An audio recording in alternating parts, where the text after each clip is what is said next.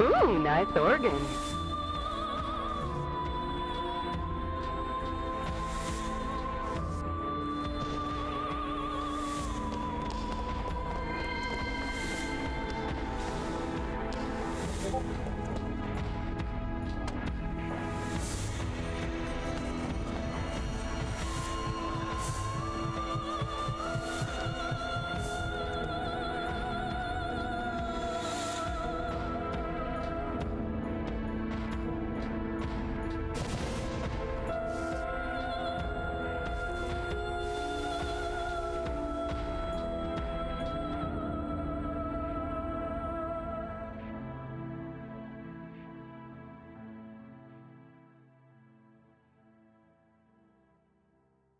Ooh, nice organ.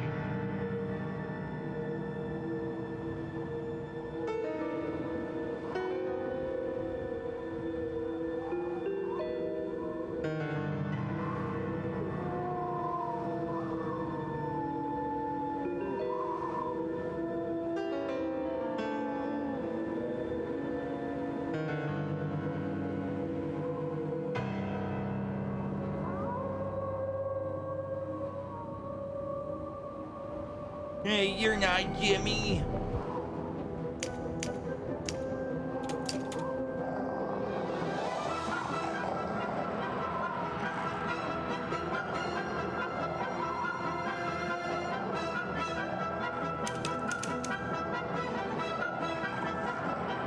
What can I do? I'm sold now.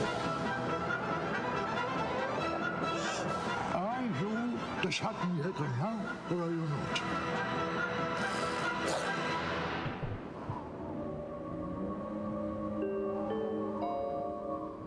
Hello! Hey, Seraphiel. Lobster. Shilerai.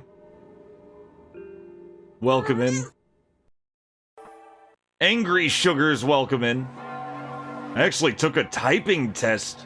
Right before I started stream, I had to find out if I still had it. I still kinda got it. My average is like 82 right now. I need to work on it. I need to bring it up to 86. That's where it used to be. Apparently there's a battle royale, a horror-themed death game called The Final Sentence.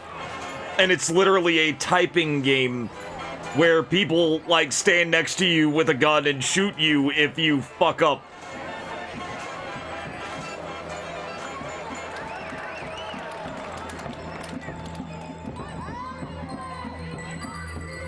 Too used to shorthand? Yeah. Yeah, I'd never learned shorthand. I never learned it. And nobody uses shorthand. Like, well, they do, and it's good, it's useful. People need to use shorthand, I just never learned it. Medicare and call centers. Oh boy. Well, I'm glad more people are using it. Yeah, you kind of need it for those. Oh, is it still... Are we still... Does it still say ill bleed? I need to change that. I forgot to fix that. We're not playing ill bleed. We beaten ill bleed. We haven't gotten the true ending yet, but we will later. Not this month, but we are going to come back to ill bleed pretty quickly. We're playing another game.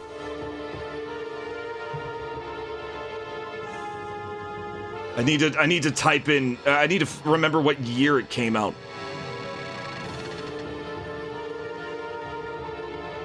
(1992).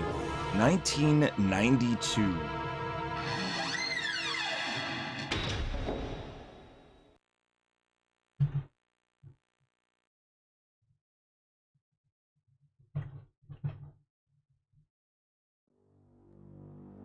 Oh yeah, I completely forgot to do any of this, jeez.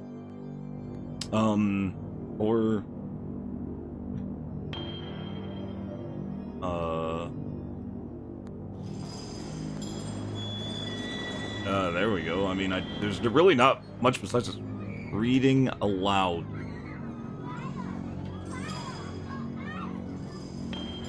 There we go. There we go. Title should be correct now. Yeah, it does. It lied.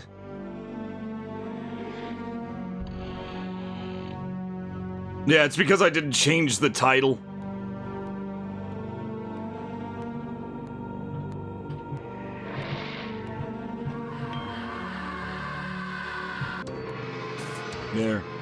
There, I've added another announcement in going live. That should do it.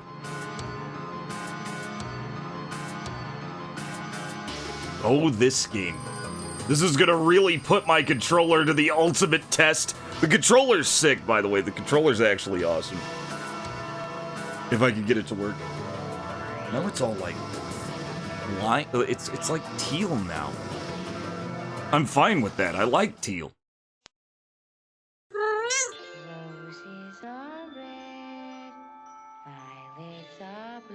Oh, this one's gonna be something. I don't know how... Well, it's gotta be good, because it was very influential. We'll talk about the history of the game. We'll talk about the history of the game and the people that it inspired. It inspired a couple of very important people. I have dog sugars. Luckily, they don't seem to mind. They don't seem to mind Sweet Pea's voice. I know Shiel Rai Itagaki passed away. We lost a real one yesterday. Not just Dead or Alive fans either, Ninja Gaiden fans also.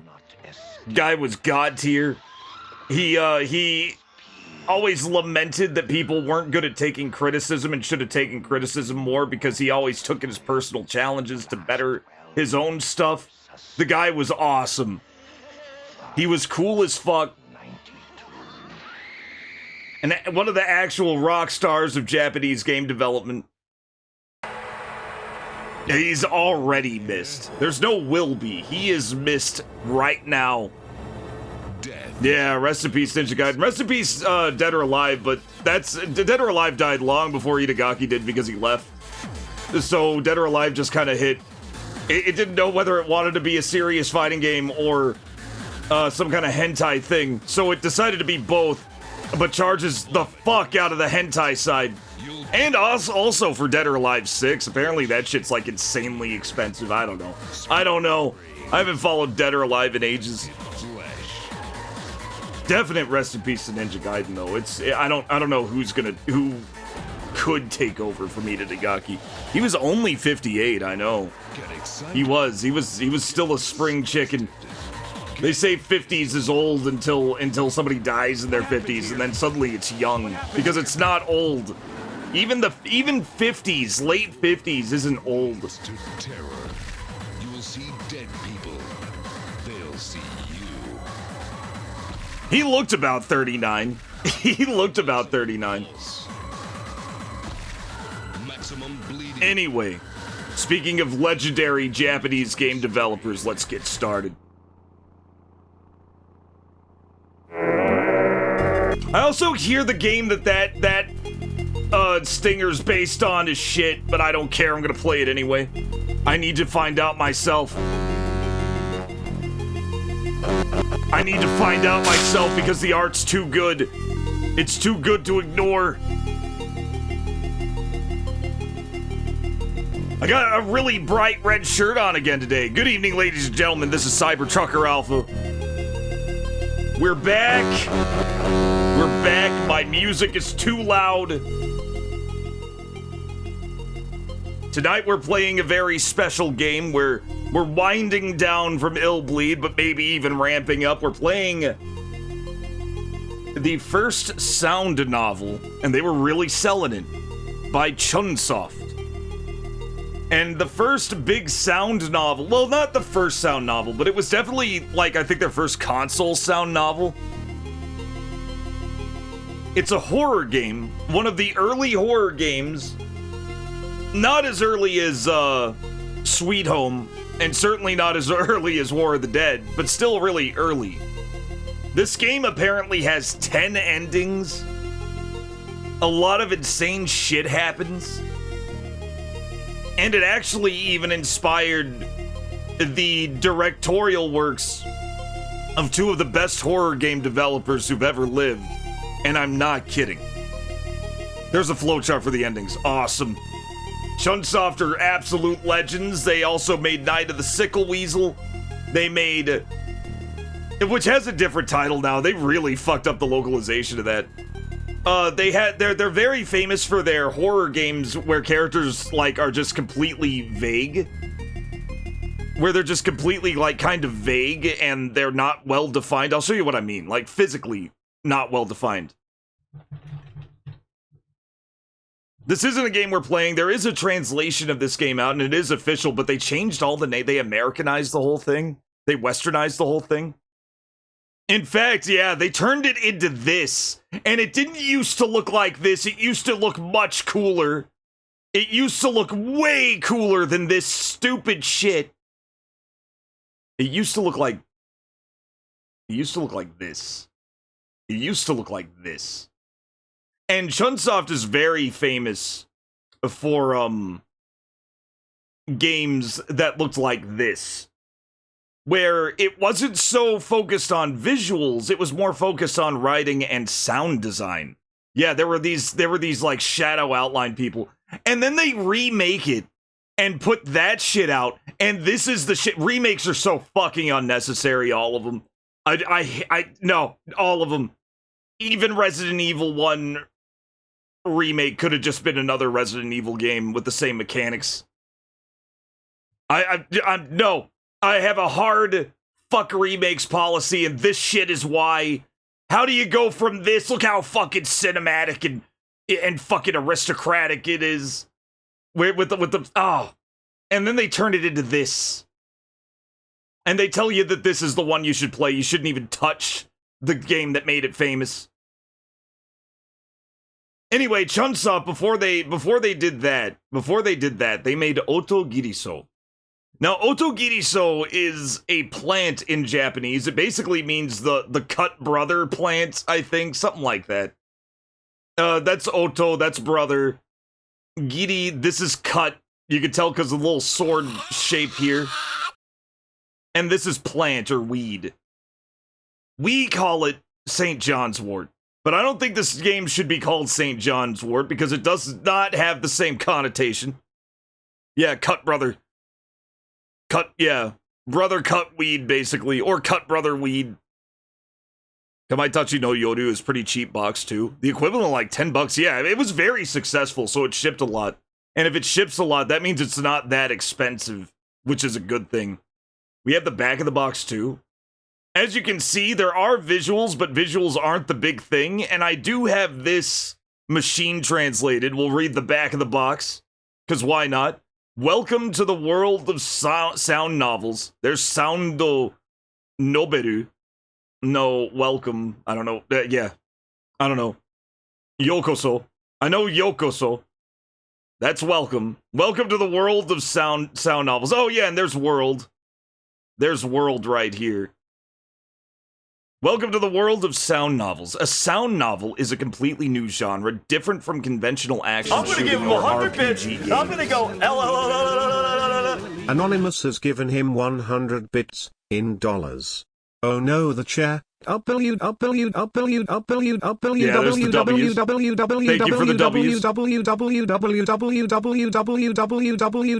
you for the dollar tip. Anyway, a sound novel is a completely new genre. Thank you, Nick. Different from conventional action shooting or RPG games. Machine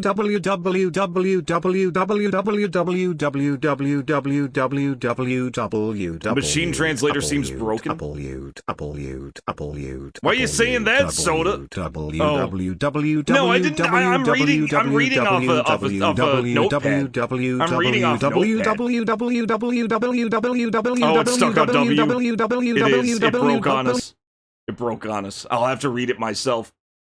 A sound novel is a completely new genre, different from conventional action shooting or RPG games. Rather than calling it a game, it is more accurate to call it a novel accompanied by sound, hence sound novel. You see, now it's all starting to make sense. There are no scores. This game is the ultimate. Oh, it'll pop in a bit. Not you too, Ralph. Thank you for the 7 months. A sound novel is a completely new genre. Okay, yeah. A completely new genre. Different from conventional action shooting or RPG games rather than call. Okay. There are no scores. No game overs. There's no score in this game. We don't need score. There's no score. There are no game overs. We can't lose. No levels in this software. Please experience this new world unlike any you have ever seen before. Before you know it, you are... This is the big headline. Before you know it, you are the protagonist. With sampled sound sources. Ralph_124C_41 has joined the convoy. Sound novel you say? Does it go? I'm gonna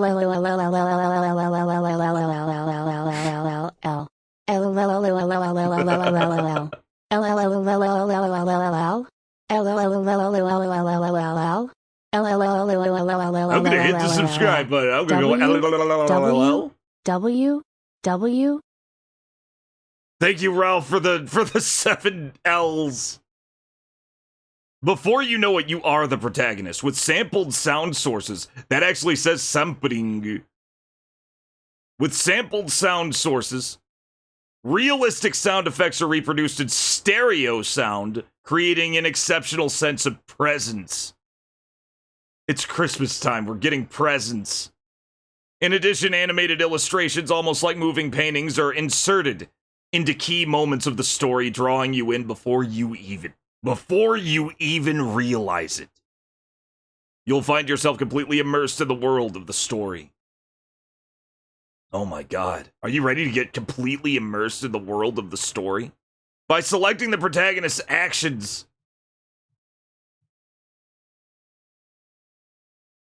Look at that. By selecting the protagonist's actions from a list of choices, the story unfolds using a multi-scenario system. Depending on the choices you make, the progression of the story changes dramatically. So yes, there are lose conditions. No game overs, but there are lose conditions in the form of bad endings. Truly, it offers tens of millions of possible story variations. Enjoy a story that belongs only to you. Step into a room of unparalleled terror. It all begins when two young people, by chance, for no reason, set foot in a mansion surrounded by a forest. From there, the story begins, filled with hidden mysteries and strange, eerie incidents. A succession of gripping thrills and tense developments will lead you into another world of terror. Now, what's funny is this, and this is what I'm trying to fucking learn. I picked hard mode when it came to reasons to learn Japanese. This little warning right here, I translated that too. This software uses advanced kanji. This software uses advanced kanji and is intended for players of junior high school age and over. Luckily, we're playing this in English. There is an English fan translation, which we're using. But it's just amazing that even in Japan, also 8,800 yen suggested retail price. Tax not included. They wanted you... Oh, never mind. No, I'm looking at the wrong thing. I'm looking at the flyer now. Yeah, this says 8,800 yen suggested retail price. Here's the poster for OTOGIRISOU. This was 8,800 yen, around 70 or $80 for this revolutionary new game system. The blue starburst text here says, "At last, the long-awaited debut." People were waiting for this game to drop out of nowhere for a long time. On sale March 7th. Suggested retail price, 8,800 yen, tax not included. The text on the right column here says, "With real photographs and sound effects, a new world of terror comes alive on the Super Famicom. This is a sound novel, a brand new genre that fully utilizes the power of the Su Fami." It got translated a while back, I'd say about a year ago. Yeah, Super Famicom. This is a sound novel, a brand new genre that fully utilizes the power of the Sufami. A fully original, heart-pounding story awaits you, one that only the power of this system could make possible. Now open the door. Now open the door to this new world. It's so ominous.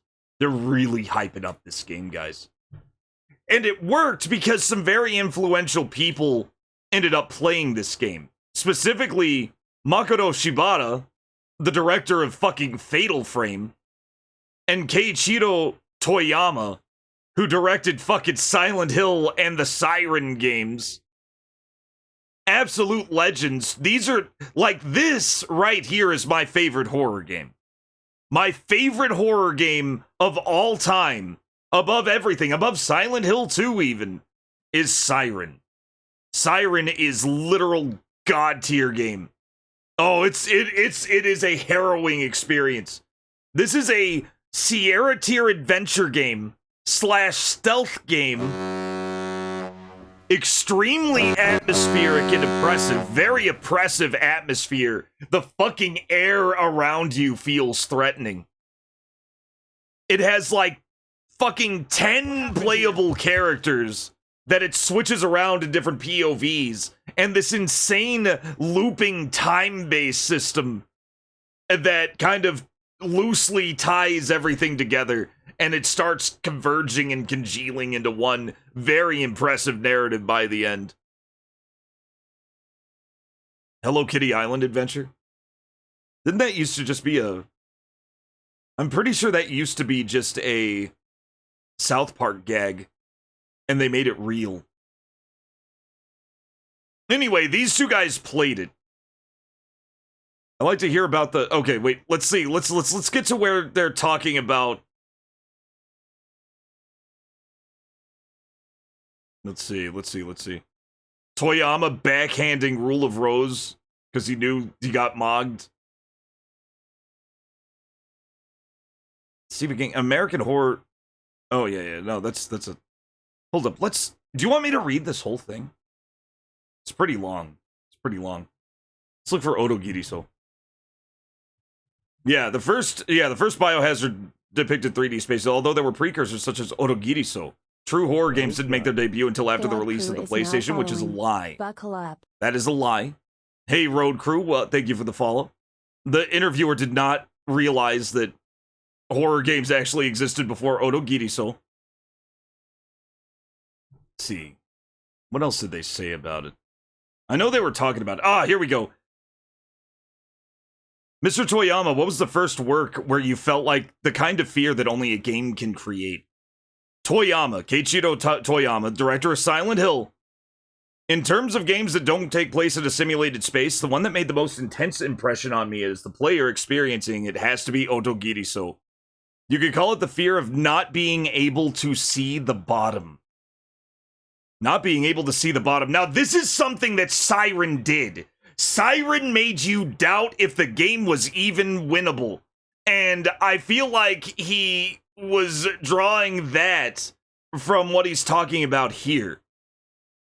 And it's not in a neat package like a film or a book where you can see where it starts and where it ends. It's like the kind of horror that could go on for infinity. That's exactly what I loved about Siren. So this game it was definitely a kind of inspiration for Siren and how it was structured. Yeah, good old game journalists. After that low tier, you actually thought about... You think Silent Hill 2 is your favorite horror game? Silent Hill 2 is my second favorite, and it's a very close second.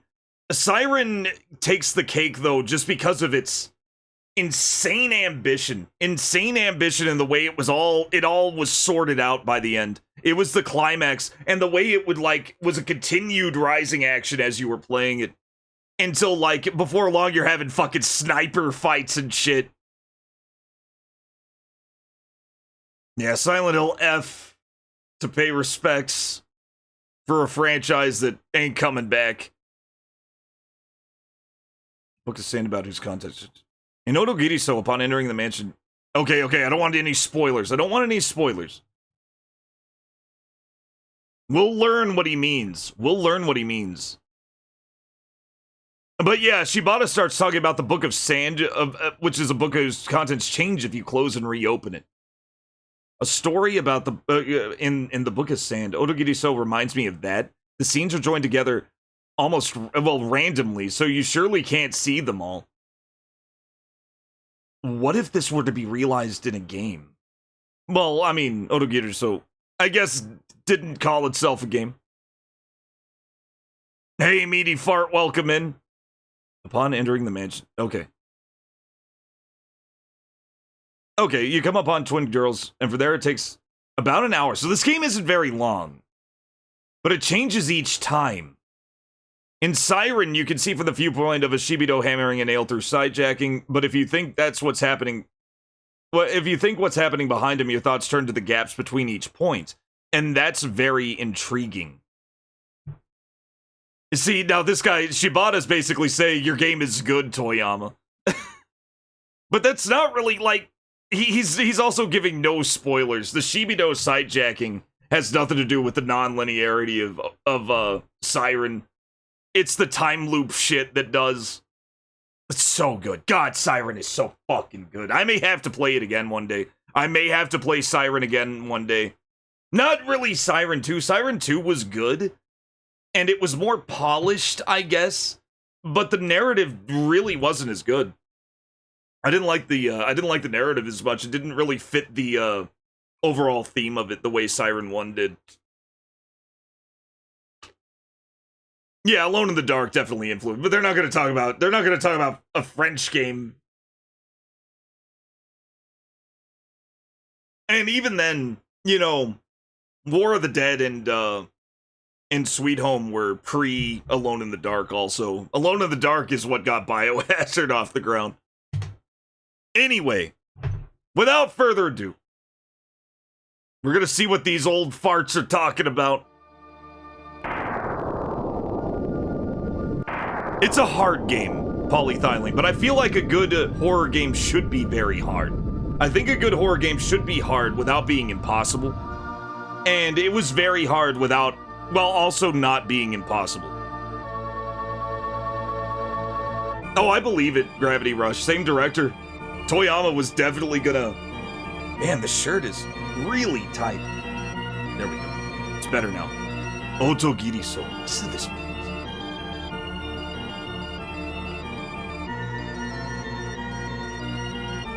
Oh, it's so good. Hypercum perforatum.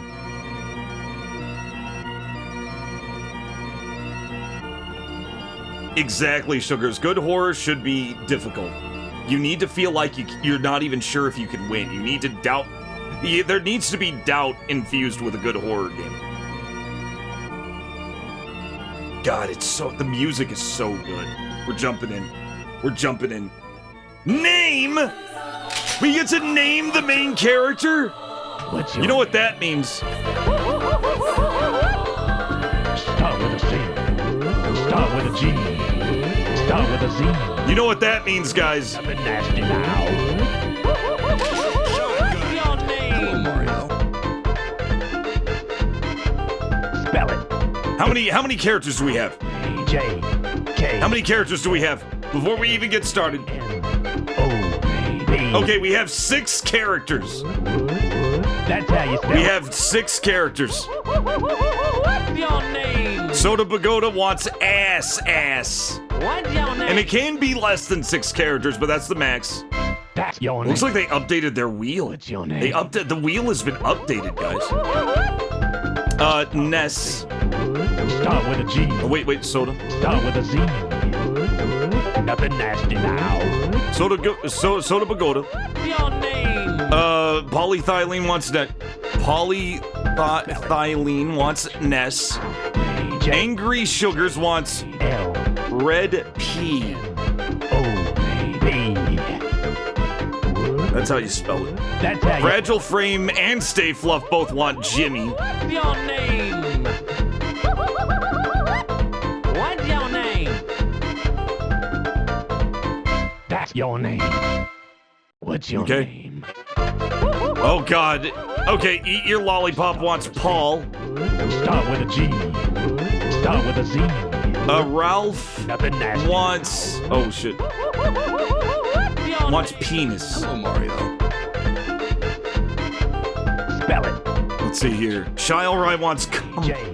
K. Cumbot. L. M. N. O. Oh, wait. Edgar. That's how you spell it. We're getting a lot of normal names and a lot of great names. Name. Vey Victus. What's Ralph your always goes penis. Okay, Couch wants Jimbo. What's your name? Start with Oh, anime. Start with Anime. Start with a Z. Couch wants anime. Nothing nasty now. Man, we're getting okay, in your name? senior Spell it. Instec. Okay. J. Jimbo. L. Couch wants Couch wanted anime. Meaty Fart wants Pingus. Pingus! That's how you spell it. Snoop Pingus usual, I see. What's your name? Alright, am I missing anybody? Edgar, nope, not yet. Seraphiel wants Beppis. That's your name. What's your name? Seraphiel wants Beppis. Start with a C. Marcus wants Blue G. Pea. Start with a Z. It'll have to be BLUPE. We only have 6 characters. What's your name? We did change it to anime.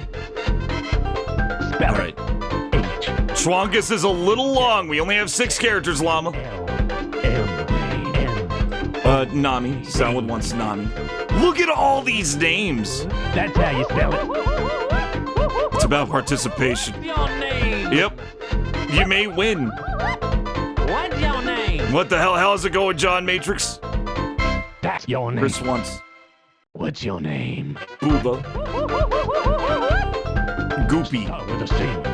Okay. Start with a G. Goopy it is. Start with a Z. Alright, we're good. Yes, you can. You're the last one. Last one, Matrix. Throw out a name. My... Spell it. It'll have to be my... Yeah, it'll have to be my balls with 1 L. Because there's only 6 letters. O. B. Alright, here we go. That's how you spell it. Let's turn off the music. Music is off. Spin it. God, that's a lot of names, guys. Nami. No, it was one of the normie names. Oh, no.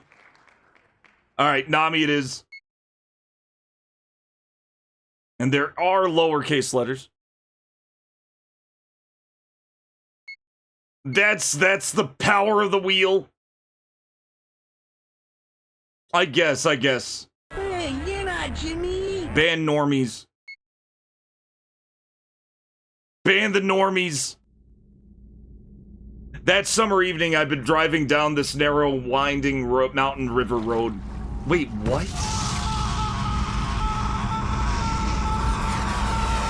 I'm glad, Couch. Some of you will. Hey, you're not Jimmy.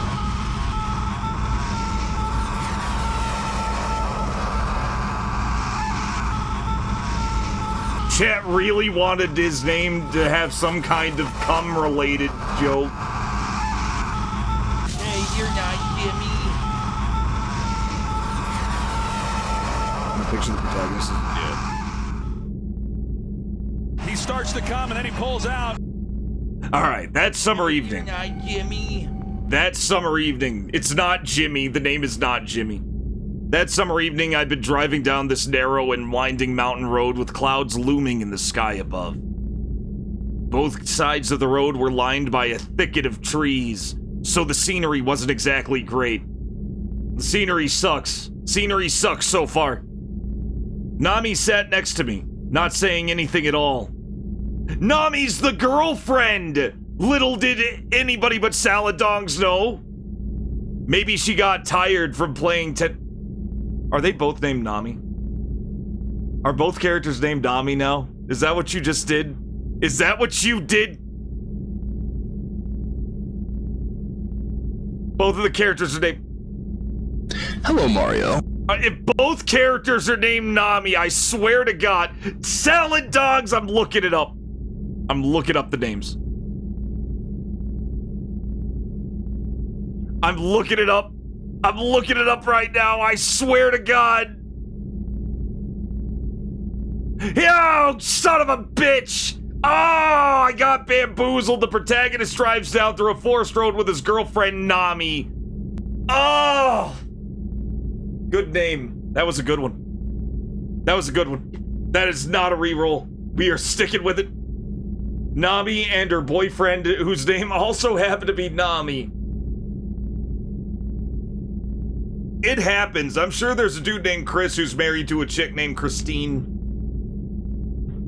No, the wheel has spoken. The wheel has spoken. We're not re-rolling. We cannot re-roll. No redos. To Nami. That's so good. Alright. Nami sat next to No, what we'll do is every time we have to restart the game, if it lets us change names, I'll roll it again. We'll just keep what's on the roller. We'll keep what's on the roller. And I'm gonna remove Nami. Salad Dog's already got the turn. But what we're gonna do, we're gonna go back to this wheel and spin it again. Nami sat next to me. Not saying anything at all. Maybe she's got tired from playing tennis for so long, and she ended up falling asleep. Are you sleeping, Nami? I called to her gently. Wake up, Nami! I shook her shoulder. Oh no. Remember, we have like 10 million combinations according to the back of the box. It wouldn't lie to us. You're gonna sit? No, it's okay, because we gotta play this like several times, because it changes every time. What's wrong with you? Get out of bed, you lazy bastard. What? Come on, partner. The day ain't gonna complete itself. You gotta get out of bed. No, that's canon. You remind Wake me up, Nami! Don't be coming out with that lumbago crap again. I ain't having it. Get out of bed before I pull my 6-shooter and get you out myself. Whether you be live or dead, it don't make much difference to me. Come on, you're so goddamn lazy. What the hell's wrong with you? Wake up, Nami! I shook her shoulder. Oh my. What is it? Mario. What are you acting so groggy for, huh? She yawned. Where are we now, Nami? So stupid. Just about the top of that mountain. Really? We've only gone that far? Oh, hey, look. They have flowers like that here too, huh? Nami said as she looked out at the scenery. Yellow flowers lined both sides of the road. Oh, those. They go by a few names. Hypericum, St. John's wort, OTOGIRISOU. The letters used to write OTOGIRISOU mean the brother cut flowers. Oh, what a creepy name. There's a sort of legend about them. Oh, I'm all ears. At that time, oh, okay, she's all ears. I thought I might scare Nami a little. Scare her. I thought I might scare Nami a little. I figured I could use the opportunity to embellish the story. People want A. Chat definitely wants to scare Nami. You want to get scared? You want to scare Nami, chat?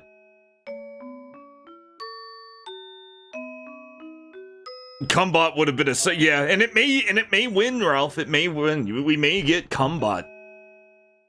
I thought I might scare Nami a little. If you shine a light through those elliptical leaves, you can see a bunch of black spots on them. We're gonna have to I'm gonna have to write down all the choices I've made. It just hit me. All the choices I made. First off, 1. Shake Nami awake. 2. And then we'll just do the opposite of these. Chose to scare Nami. Because apparently there's like a massive amount of things. There's a massive amount of things. I think there's like 10 endings or something. I don't think it's tens of millions. There are tens of millions of endings in this game. I thought I might scare Nami a little. If you shine light through those elliptical leaves, you can see a bunch of black spots on them. Those are the blood of a young man who was cut down by his older brother after bad blood developed between them. The spots are the younger brother's blood? It was back in the Heian area, somewhere between 794 and 1185. There were two brothers. They were falconers. They'd passed down a secret medicine in their family for generations. Wait, what's up? Nami scared. A little trauma is good for everybody? Absolutely. How's it going, Option? Bad blood between bad blood brothers. Back in the Heian, okay. They passed down a secret medicine in their family for generations. It was used to treat Falcon's wounds, but the secret got out. The younger brother had told his girlfriend, and the older brother was furious. Nami held her breath. She held her breath, knowing what was coming. He took a katana and chopped off his brother's head. Thwack! Nami flinched. This pleases Nami. Nami's boyfriend Nami is pleased by this news. The spray of blood hit the leaves, and after that they called the Hypericum flowers OTOGIRISOU, the brother-cut flowers. Did that really happen? Struck by the falling rain, the Hypericums bobbed up and down. It looked as though they were nodding, yes. So... Hypercum. What a sad story. I can't believe he'd kill his own brother over something like that. I saw that tears had come to her eyes. Nami, an only child, was easily moved to tears by any story that was remotely emotional.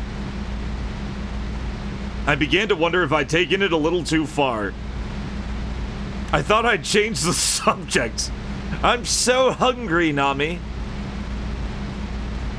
Why did that...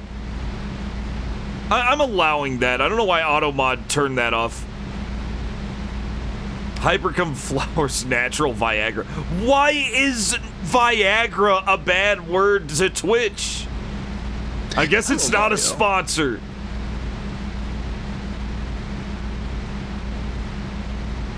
I'm so hungry now. I thought I'd change the subject. I'm so hungry, Nami.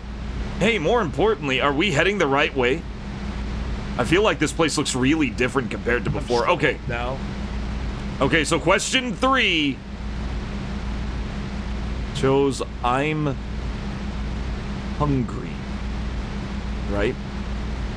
And I'm sure there was gonna be like 1A and shit. Hey kids, wanna buy some Viagra? Jesus Christ. Thought I'd change the subject. I'm so hungry, Nami. Hey, more importantly, are we heading the right way?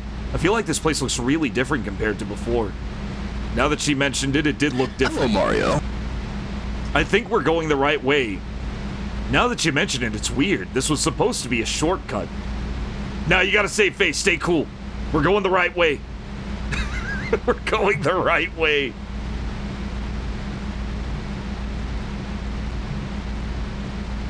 We're going the right way.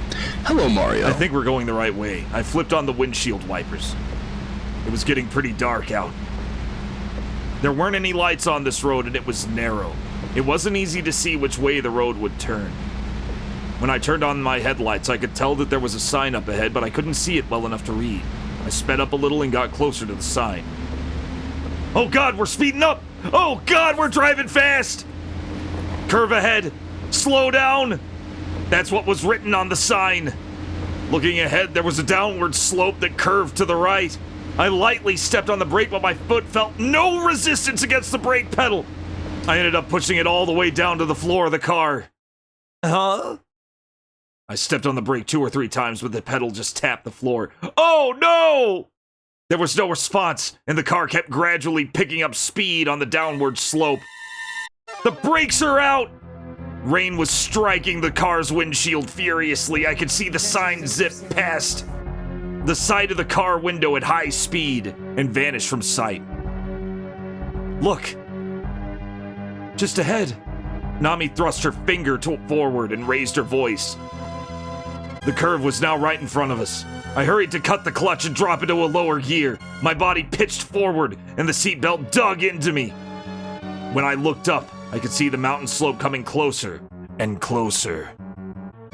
I took my left hand off the lever and turned the steering wheel sharply to the right.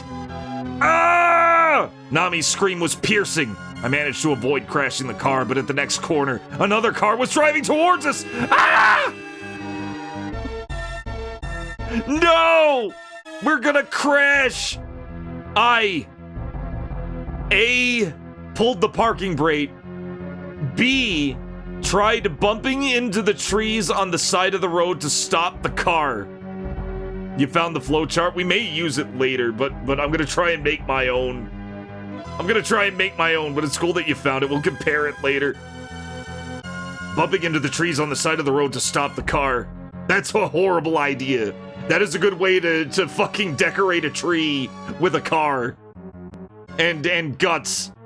I hope for the best and tried stepping on the brake one more time. Pull the parking brake. I pulled the parking brake. I could feel the back of the car swerve.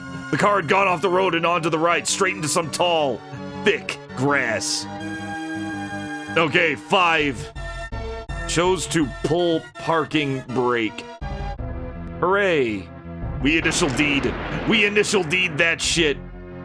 The car that had been coming our way had veered left and honked as it zoomed along out of sight.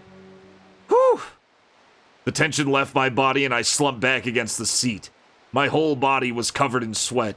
Looking at the passenger seat, I saw that Nami was hanging her head down. That feeling of deja vu. Daijoubu desu ka? Also known as, are you okay? Are you okay? I thought you were dead. I thought we were dead. Same here. I could see beads of sweat on Nami's forehead, too.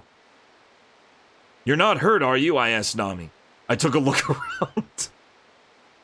Hello, Mario. I'm gonna be mean to Nami. Let's be mean to Nami. We've been mean to Nami this whole time. Let's just be assholes to Nami in general. Yeah, that guy honked. What a jerk. I took a look around. I'm gonna be a jerk. We'll be a jerk for this first run. There we go. Well, we're gonna be playing this a whole bunch. This is just first playthrough. We're gonna play this like 10 times before the night's out. I took a look around. I could see a bit of light on the other side of the grassy field. Is that a house, you think? In a place like this? We got out of the car. Oh. Huh? It seemed like the light started moving. Cut it out. It was a window, right? But I mean, just now. Kinda went swoosh.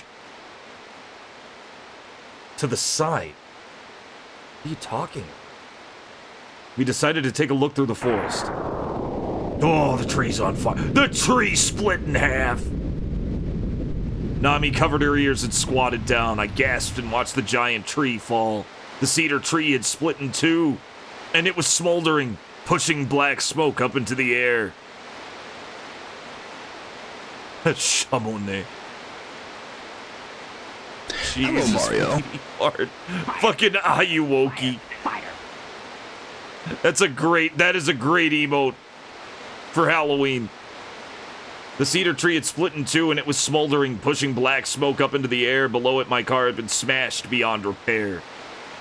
How? It's as flat as a pancake, huh? Well, at least we're both alive. We should get going. We can't just stand around here after all. We fished out a bag with an extra set of clothes we packed and a flashlight and started walking to what seemed like the light of a house. Hey, what if it's not a house? Nami seemed really scared. Maybe the lightning shocked her. So, uncensored handholding. So, 7. Hoping to calm Nami down, I took her hand. I quickened my pace to hurry up and find out where the light was coming from. How lewd do you want this game, guys? How lewd are we going? Are we gonna go hand-holding, or are we gonna speed up? Bye.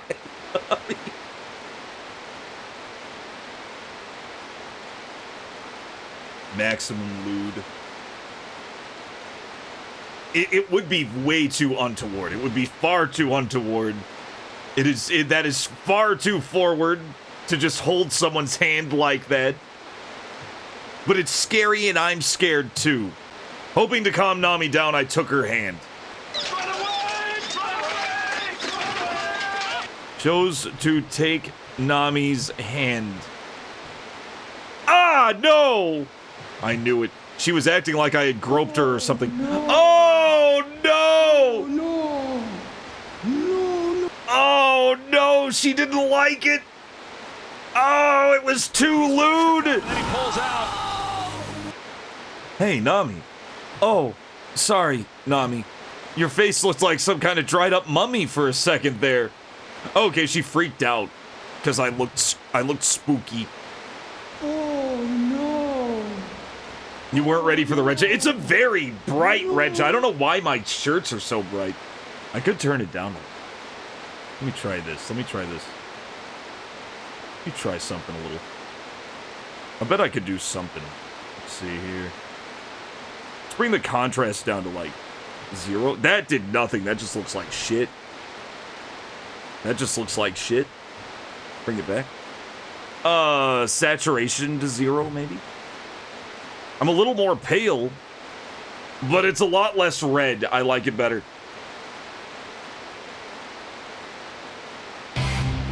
Oh, see, now it looks all wrong. Now it looks all wrong. Well, not really. No, we'll keep it like this. Sorry, Nami. Your face looks like some kind of dried up mummy for a second there. Huh? A mummy? Ah! Nami came over and clung to me. The rain's getting worse. Let's pick up the pace. Oh. Nami and I had both said the same thing at the same time. There was a line of nothing but hypericums. OTOGIRISOU. Yeah, they looked almost like a path that was leading us toward the light. That's when I said, let's go check it out for the time being, Nami. Maybe we shouldn't go. Maybe we shouldn't go. Let's check it out. We got nowhere else to go when it's raining. We're going inside. We're checking it out. Let's go check it out for the time being, Nami. Okay. We continued walking. Suddenly, Nami stopped dead in her tracks. Nami. She was silently pointing at something. This game is oh god, this game is so cool. This is actually pretty awesome. That's, oh, I imagine it can't. I imagine it can't, Shy. It was an old mansion. Not only were the lights on in one of the windows, the whole building seemed to glow with a blue, otherworldly light. That building. Nami held her breath. It almost looks like it's glowing. It does, doesn't it? I could feel a chill running down my spine. I was getting goosebumps. Are we still going in anyway, Nami? When Nami asked me that, I decided to head straight back where we came from.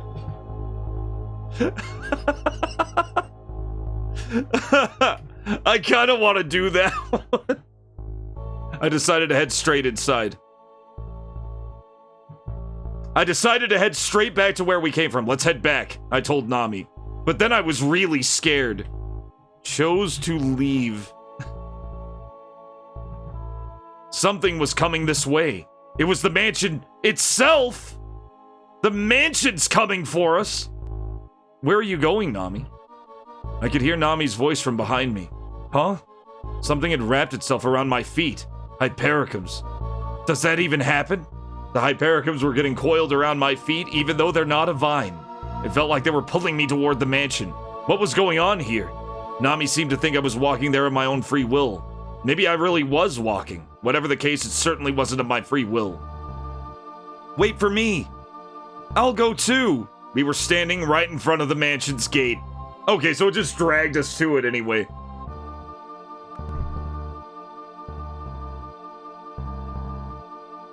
Oh, in Rambo NES, you could actually say that you'd rather be in jail. And then the game says it's up to you, but the game can't start until you say yes. That's awesome.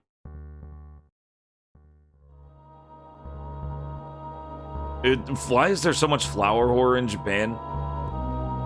Bees. Fear of bees. I have no idea why. That's a good question, though. I feel like both our names being Nami. Yeah. Yeah, it's just the same. It probably sugars. We were standing right in front of the mansion's gate. Nami came running up from behind me. So what now, Nami? What do you think we should do? I decided to leave it to Nami. We've come this far, we might as well go in. They're both gonna say the same thing. We've come this far. Yeah, just go in. We've come this far, might as well go in, I said, trembling. The gate gleamed back, wet with rain. Do you think it's locked? Only one way to find out. Nami put her hands on the iron bars. The gate, which looked so heavy, opened without any resistance at all. Yeah, best character so far is Nami. I don't know about you guys. I like Nami best.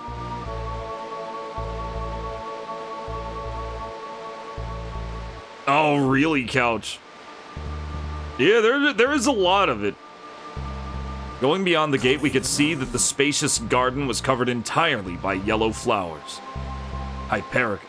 OTOGIRISOU. I'm not calling him Hypericums. I'm not calling him Hypercums. I'm gonna call him OTOGIRISOU. We stood there for a while, taking the sight of them in. I guess it's better than St. John's wort. Nami. There in the middle of a store, and the Hypercums, I said. Might as well just go in. I took Nami's hand and headed for the entrance. More lewd hand-holding. How many thousands of flowers do they have up here? I couldn't help but shout. Do this one. Chose to yell at the flowers.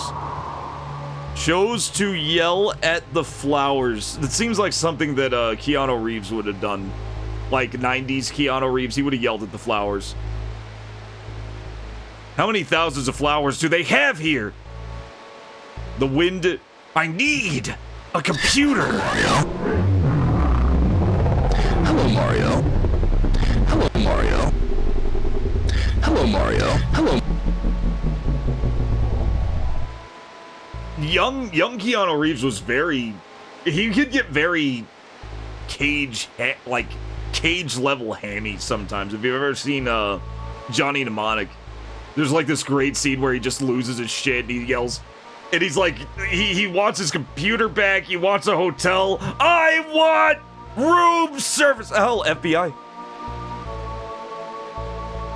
I am an FBI agent. He was actually pretty well known for that before he became more stoic. How many thousands of flowers do they have here? The wind grew strong. It sent a wave through the countless yellow flowers. The wave moved from the gate to the mansion. I could almost feel the mansion shake from the impact of the wave, and then it stopped. I stood there in the rain, struck by the thought that I just witnessed something sinister and dark. Hey! Nami put her hand up to her ear. Do you hear that? Something's rustling. Huh?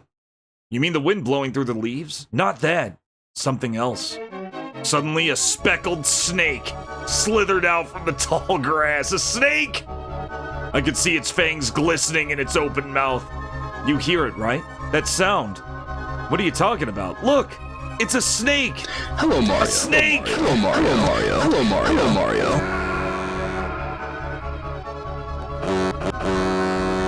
I took Nami by the hand and ran toward the mansion in a panic. Hey, wasn't that a rattlesnake? What's it doing in a place like this? Nami shouted as we ran. How should I know? Why don't you ask the snake? It's poisonous. It's venomous. It's poisonous. It's poisonous. I tried talking to it. If I tried talking to it, it'd bite me for sure. We screamed back and forth at each other as we sprinted as hard as we could. We ran up the stone steps to the entrance and then we turned back. We saw the snake slithering toward us over the brick-lined path. I grabbed the door's handle. The door was locked and wouldn't budge. Excuse me, could you open the door, please? There didn't seem to be any response from inside the mansion. Nami, it's coming! It's coming closer to the snake! Ah! Nami shrieked. I decided to break the window to the right side of the entrance. It would just follow you. I slammed my body against the door as hard as I could. Both of these are bad choices.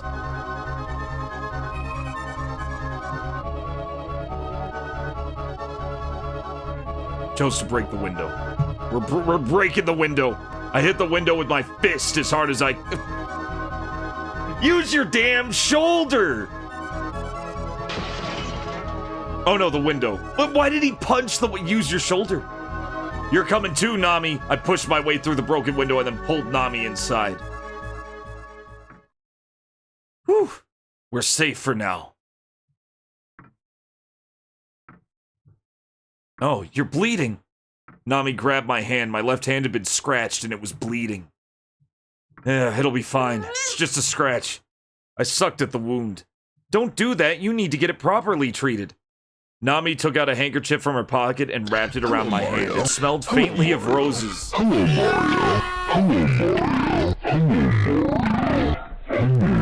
Yeah, now she wants to hold hands. Oh god, it's happening. It's gonna happen, guys. Hello, Mario.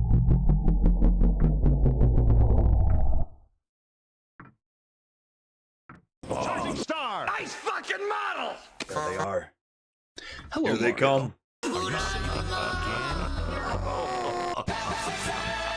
Hello, Mario. Holding hands out of wedlock? Hello. It's an outrage! It's a scandal! I'm not much in the mood for white sauce. Are you saving? I like the little wizard. The little wizard. That was a meme that came and went, but he's staying here in this graveyard of memes.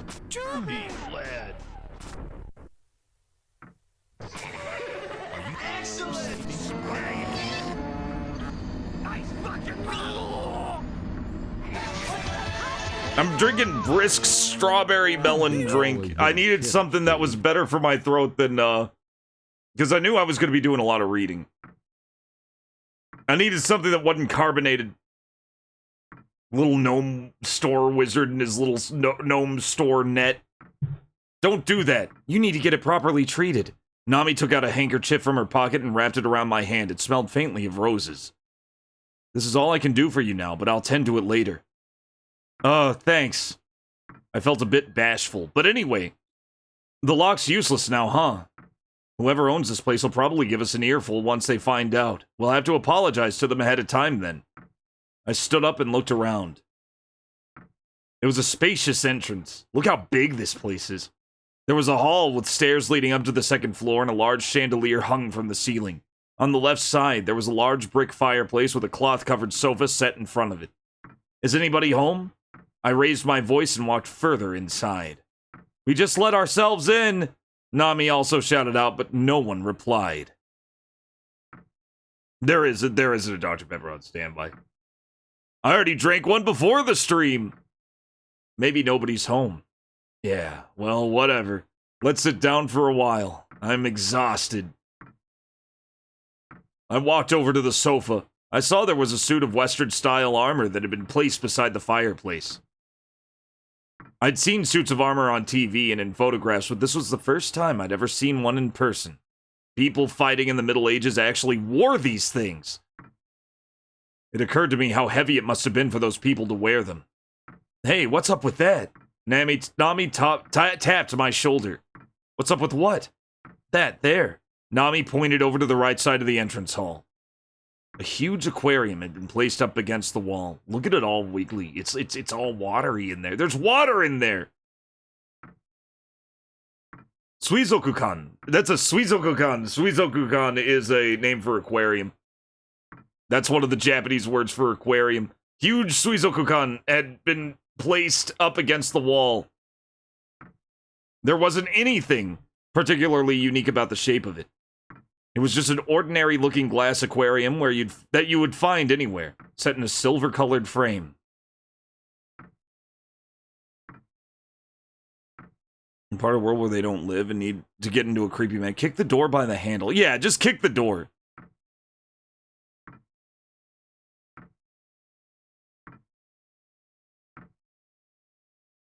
Yeah, sure. No, Nick has a lot of funny ideas about America, having been there before. Right, Nick? It was just an ordinary-looking glass aquarium you'd find anywhere, set in a silver-colored frame. The problem was the size. It was abnormally large. He's never been to the U.S. You think there's something inside it? I went over to the aquarium. The inside of the glass was covered with mildew, and the water was really dirty. Yeah, we have brick houses too, Nick. We have metal doors also, Nick. I'm singling you out, Nick. Even if something was in there, you wouldn't be able to see what it was. I reached over the top and tried to stick my hand inside. Yeah, we have metal doors. I reached over the top and tried to stick my hand in the aquarium. I thought about taking a peek in the aquarium from above. It looks very dirty and full of shit. So I don't see any use in B. And A is something James Sunderland would do. Let's take a peek. Let's not be stupid and take a peek.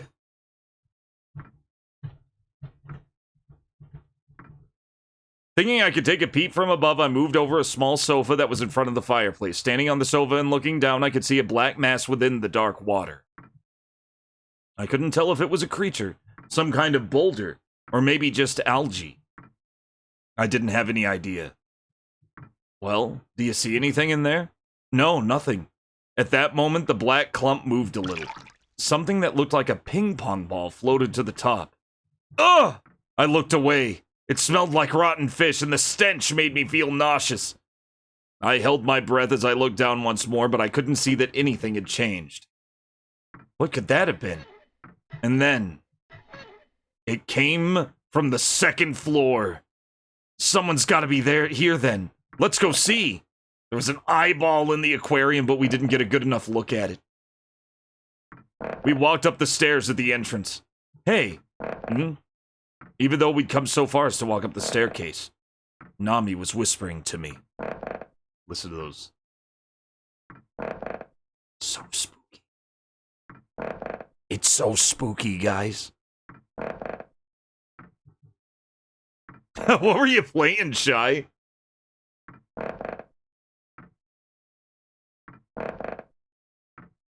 Yeah, you're getting it to push out of the latch by force, exactly.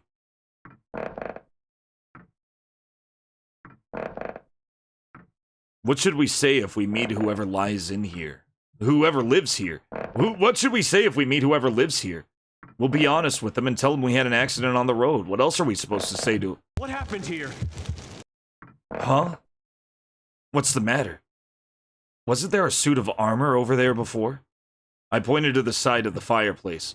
Yeah. What happened here? Oh, the suit of armor had vanished. I kind of want to, PS1 Addict. I kind of want to play Final Sentence. Elvira Jaws of Cerberus. Oh, yeah, that makes sense.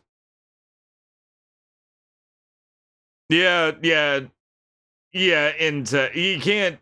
Like I said, Nick, there is no substitute for learning about America like being in America. Wasn't there a suit of armor over there? I pointed to the side of the fireplace. Yeah, oh? The suit of armor had vanished. Well, whatever. Let's go and check out that sound anyway.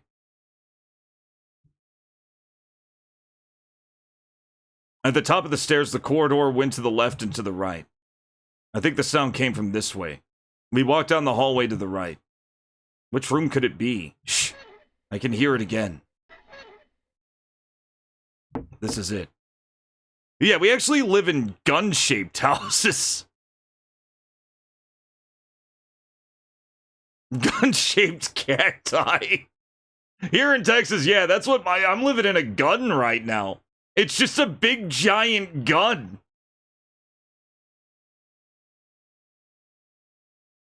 The neighbors down the street live in a giant 12 gauge and I'm pissed about it because I'm the shotgun guy. I live in some shitty Glock. This is it. There is no reply. Are they not here? I open the door without hesitation. All the cars look like pistols. White sausage at the moment. Ford, America's sidearm. What happened here? We call them sidearms here. We don't even call them cars. We call them sidearms. It was dark inside. It didn't seem like anyone was there. There was a wooden table in the corner to the left with an electric light stand on it which glowed with a red light. I know shotgun shacks are a real thing, but they're not literal shotguns. You may find yourself in a shotgun shack. I live in a bazooka. Only one shot in a bazooka. The french fries are shaped like 9mm rounds. Our hamburgers explode if we don't eat them fast enough. That's why we're eating them all the time, because they're all timed explosives. We have to save our own lives.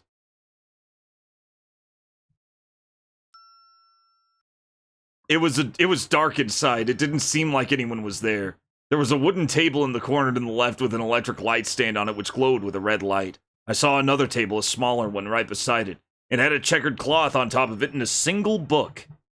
I stepped inside of the room. Whoa! The door suddenly slammed shut behind me. Panicked, I turned the doorknob. Still, I paid it no mind and walked over to check out the book on the table. Nami! Look at the door! I yelled. I have to do it. I have to do it. I have to do it. Yelled at Nami to look at door. Nami, look at the door, I yelled. It's okay. It's open. I could hear a sound coming from inside the room. Huh? Is someone in there? Something strange happened. The table with a book set up on it is moving closer to me. Or so I thought. Turns out, it was a wheelchair. The person in the wheelchair had a book on their lap, which I had mistaken for a table. I couldn't see the face of the person in the wheelchair because they were lit from behind. No, sorry for coming in uninvited. We knocked first, but I bowed down to the person in the wheelchair, and their legs caught my eye. They were so thin, it looked like they might shatter into pieces after just a touch. Who's fucking in there? God, could you imagine? They were so thin, I felt like they might shatter into pieces after a touch. I raised my head back up. Ah, it's a zombie in a wheelchair! There, with brown skin and sunken eyes, sat a mummy! The light from the stand cut out and the room went totally dark. Did the wheelchair just move? What? I stepped backwards. Ah! Nami tugged at my clothes. The squeaking of the wheelchair was coming closer and closer. My hands trembled, and I wasn't able to open the door. Hurry up and open it! We practically fell over ourselves to escape into the hallway, but it was pitch black outside the room as well. I couldn't tell left from right. Nami? Where's my flashlight? How would I know? I can't remember. Is there anything else that could be used as a light source? We should search for my flashlight for starters. Maybe there's a lighter in my pocket. Flame shot! We could try to find another light source. I could use the lighter in my pocket. That just seems like the common sense thing. We'll use lighter. I already have it and I know it's there. Maybe I could use the lighter in my pocket. I caught a glimpse of the staircase just a short distance away. There! We headed downstairs in a panic. The flashlight had been dropped right in front of the aquarium. Oh, thank you, Shile, right? I'll add that. Ow, it's hot. I couldn't hold on to the lighter anymore. I let go of it completely and fumbled around with my hands till I picked up the flashlight. It was the wrong one. Oh, but I was able to use the lighter to find the flashlight. I turned it on and pointed it at the second floor. I could see its hazy circle of light illuminate the second floor passage. There was no trace of the mummy. I can't. My legs. Nami collapsed to the ground helplessly. I sat down beside her. I couldn't believe it, though. A mummy. Here, in modern-day Japan. Were we just seeing things? I didn't want to scare Nami, so I decided to check out the mummy by myself. I was scared, so I asked Nami to go and check for me.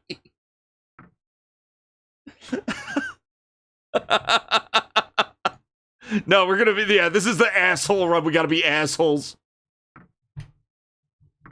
I made Nami go. I was scared, so I asked Nami to go check for me. Nami, what? Did you see that wrinkly-looking thing? What did you think that was? I thought it was a mummy. I see. Well, can I ask you an important favor? I'm gonna ask you a favor. What? Could you, go and check it out? Huh? Me? No way! But I'm too scared. Do it, Nami! She's telling him to do it. My knees are knocking, though. You're pathetic, Nami sighed. I'll go check it out, then. Wait here. She already hates us. She already hates him. Oh, it's so good. I'll go check it out, then. Wait here. Nami headed to the staircase. Oh, Nami, wait! I'm too afraid to stay here alone. Oh, you're so pathetic. Nani ended up taking me by the hand, and together we walked up the stairs. Oh, shit. That's so good. Yeah, we have to go together. We have to go together because I'm too scared to stay alone. When I opened the door, the lights were on, and both the wheelchair and the mummy were gone. Oh, Nami had spotted the diary, which had fallen on the floor. We'd have to read this anyway, so we may as well get it out of the way now. When I picked up the old leather-bound diary, I noticed how thick and heavy it was. Flipping through to the end, I saw that the last page was dated 6 years ago, and there was blood on it. There were drops of bright red blood on that page from 6 years ago. Only the ink is dry, the blood is fresh. What's the meaning of this? I've always been disgusted by blood, so the sight of it made me feel dizzy.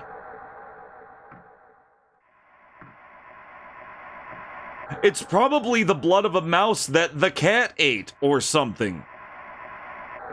Something must have happened here. Let's leave. We're leaving. Fuck this ship. Event Horizon was so fucking good, guys.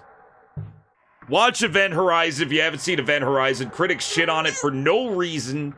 I have no idea why critics shit on Event Horizon, because it was awesome. Great and yeah, legitimately really good. Shaboy J knows. Liberate tutame ex infares. Yeah, no, oh, it's so good. It's so good. Where we're going, we don't need eyes to see. It's fucking awesome. You know what Event Horizon reminds me of? It's basically if Doom had no Doom guy. That's basically what it is. It's so good. It's Doom minus Doom guy. And how people have to deal with the fact that fucking Doom guy isn't around and they have to fucking handle it themselves. Really good movie. Really good movie. I have no idea why critics hated it. It's fantastic. The sets are fucking phenomenally good. They're so good. One of my favorite scenes is when Sam Neill is crawling around in like all those circuit boards. There's like that little circuit board labyrinth that he crawls through, and you're thinking, oh wow, this is like really brightly lit. It looks kind of safe. And then the lights go off. It's so good. Pandorum was pretty good. I remember Pandorum. That was also one that was pretty underrated. But I watched Event Horizon again a few days ago, and man, I forgot how awesome it was. Best Lawrence Fishburne performance, personally. And I really mean that. I think that was like his best acting performance. When it came to like, you know, just line delivery and just general mixture of fucking emotions and shit. Lawrence Fishburne was fucking awesome in that movie.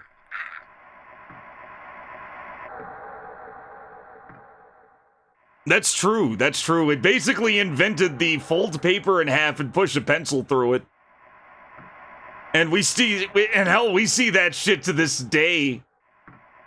Lawnmower Man Director's Cut is one of the most underrated movies ever made. That one's also amazingly good. But it has to be the director's cut because the producer fucking cut out all the scenes that involved the monkey in the beginning. Even if they tied into other plot important things, making the movie a jumbled mess that made no sense. Never watched the theatrical version, only watched the director's cut. Oh, the ship's core was cool as fuck, too. Something must have happened here. Let's leave. We headed out into the hallway. The suit of armor.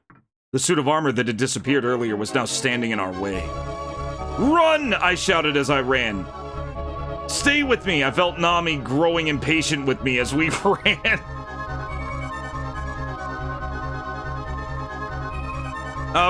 Run! I shouted as I ran. Yelled run. I'm a little scared boy. I'm writing these down, too, because we're going to be remaking choices. Frankly, I'm fine with that, polyethylene. He was, well, remember, he felt personally wronged at that point. He did not give a fuck. I don't mind him being more evil. Yeah, the wife situation, that was... It was better than her ceasing to exist entirely. Basically, she's gone no matter what. Polyethylene, like in the theatrical cut, she just vanishes. And that's even dumber. So it happens no matter what. You just actually see what happens. Oh yeah, the fucking finale of Silent Hill 4 had the spinning thing. It was so good. Run! I shouted as I ran. Nami! Nami! We couldn't keep going forward. What's happening? There's nothing holding us back. No wall before us. Shit, no matter how much we tried to move our legs, all we could manage to do was stomp our feet. We're going backwards. Little by little. This is ridiculous. Was there some kind of machine set up in the hallway? Both of us got blown back. The moment we tried to turn around, we were smacked into the aquarium glass. We'd been sent back. Someone was forcing us not to leave. Are you okay, Nami? Nami picked herself up. I wanted us to get away from the aquarium as quickly as possible. Should we go back to the entrance again, or should we try to find another way out? I'll do whatever it takes, Nami said. I thought we should get out of this mansion one way or another. I figured we shouldn't go in over our heads trying to escape. Both of these sound like solid choices. Oh, you would use Eileen as a meat shield, so she just like... Did she like run for the pit? Did she like break into a run, or did she just walk really fast? I always wondered about that, because I kept her really healthy when I played Silent Hill 4. I thought we should get out of this mansion one way or another. Said we should leave somehow.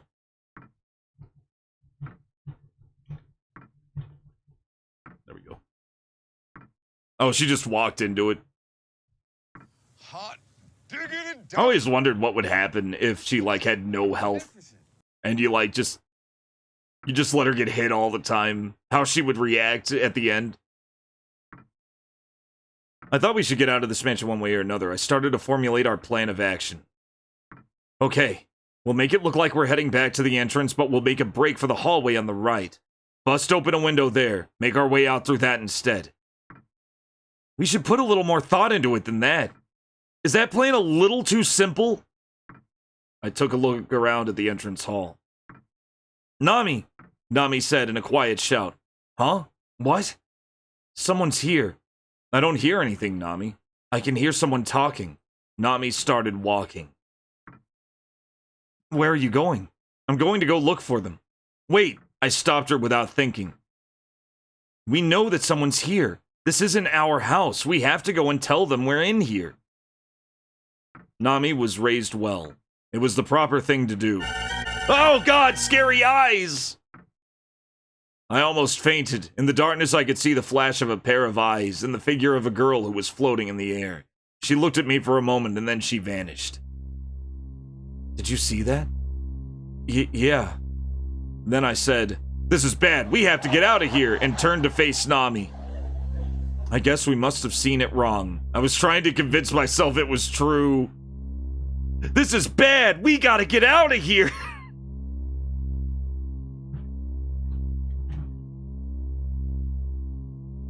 I turned to face Nami. There's something we have to do before we escape, Nami said.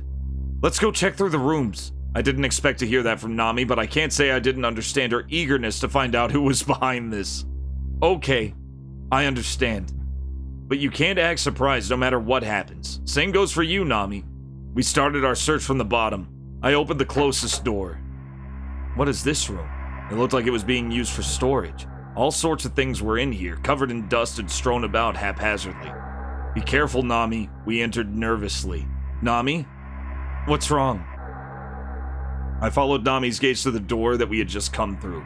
There, 2 straw dolls had been driven into the door with spikes. These spikes are brand new. The straw dolls looked like they had just been made, and there were 2 of them. Why are there 2 of them? Maybe it'd be too lonely up there with just 1 straw doll. I get the feeling we should leave. Nami left the room in a hurry. She was probably thinking the same thing that I was thinking. Those 2 straw dolls must have been Nami and me. Wait, don't go out by yourself. I ran after Nami in a panic. As I chased after her, I started to feel like this whole mansion was brimming with someone's hatred. I kept telling myself that I, of course, hadn't done anything that would cause anyone to have a grudge on me. Say, I did nothing wrong. I did nothing wrong. I did everything correct. I kept telling myself that I, of course, hadn't done anything that would cause anyone to have a grudge on me. We returned to the entrance hall. We were shocked at what we found. Huh? There was a phone here. There was an old black phone where the suit of armor used to be. We stared at the phone as it continued to ring. What should we do? I don't think we should just leave it unanswered. Right, but okay. I pulled the phone over. Nami? Nami shouted. She lifted up the cord. The tip of it was melting and turning into smoke that drifted up into the air. How is it ringing? I thought it must be some sort of trick phone. I couldn't hold my hand back. It reached for the receiver on its own. I thought the ringing sounded like somebody screaming. I want to answer the phone!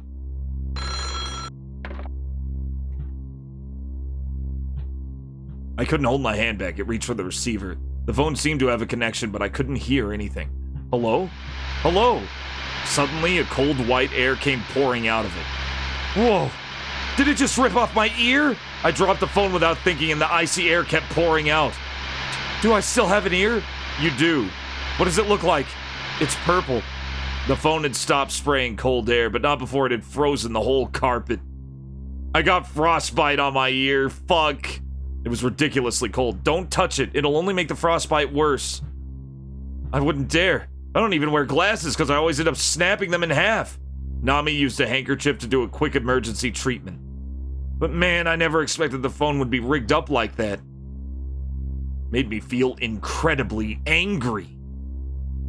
I'm so mad at this phone!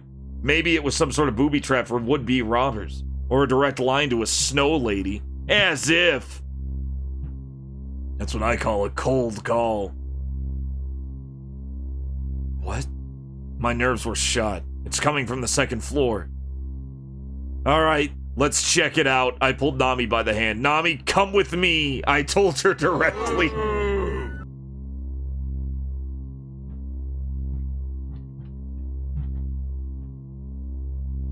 A single door had been left ajar and a light was poking through it. There! We stood up really straight after we entered the room and saw what was on the wall. Creepy looking stain on the wall. It looks like it's shaped like a person. The stain looked like it could have been either a man or a woman, and the place where its hands were, there were hypericums. There were hypercums growing. There are hypercums here too in a place like this? The hypercums had broken through the wall.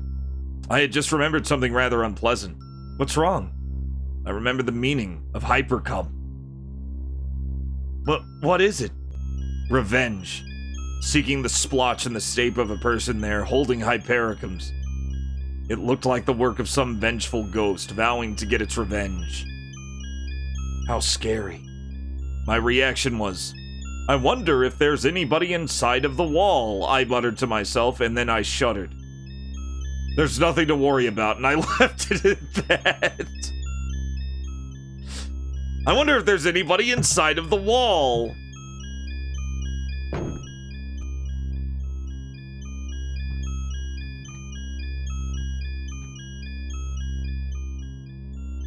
We checked out the second floor, just to be on the safe side. Aside from the door we couldn't open, with straw doors nailed into the door, we hadn't found any traces of anybody in the house, including the mummy's room. So there's nobody on the second floor now, right? Nami nodded. At the very least, we can say that we couldn't find any people, the mummy, or the suit of armor. I decided not to dwell on that. Alright, we should try to get the seemingly unopenable door open. I started to examine the door. Hey, let's head back down, Nami said out of the blue. Huh? I'm hungry. You are too, aren't you, Nami? We really do need to get something to eat, you know. I looked at Nami's face, my mind a blank. Nami's not acting like herself. She wouldn't just go and take food from a stranger's kitchen. Was she saying this because she was afraid, or was it something else? Hey, Nami. What did I tell you? Nami laughed. I know you're hungry by the look on your face. No, I wouldn't say that. But my stomach was weak to the power of persuasion, and it responded appropriately. I'll go on ahead, Nami said as she turned her back to me. Wait up! Hey, don't get a head start on me like that! I figured I'd go along with Nami for the time being. As I headed with Nami to the dining room, I thought they'd have something good to eat there for sure. Hoped that they'd have something good to eat, and I forced myself to believe they did. Okay, so I'm either certain or uncertain of good food. I'm gonna go with uncertain. I don't trust this place. I hoped that they'd have something good to eat, and I forced myself to believe that they did. We set our eyes on the large refrigerator just beyond the dining room. I carefully tried opening it. Whoa! Nami sounded happy. There were raw fish inside. We found 2 sweet fish on a large plate. Maybe they caught these in a nearby river. Seems like these were just caught. But maybe we should find the people who own this place before we eat their stuff. We can just blame it on the cat if need be. The cat. The cat that nobody's seen. I'll have to try meowing like a cat while I eat it in that case. Why would you have to meow like a cat?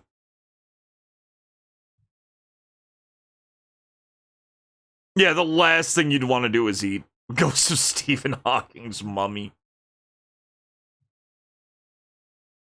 Yeah, I think Nami is possessed. I think you're right.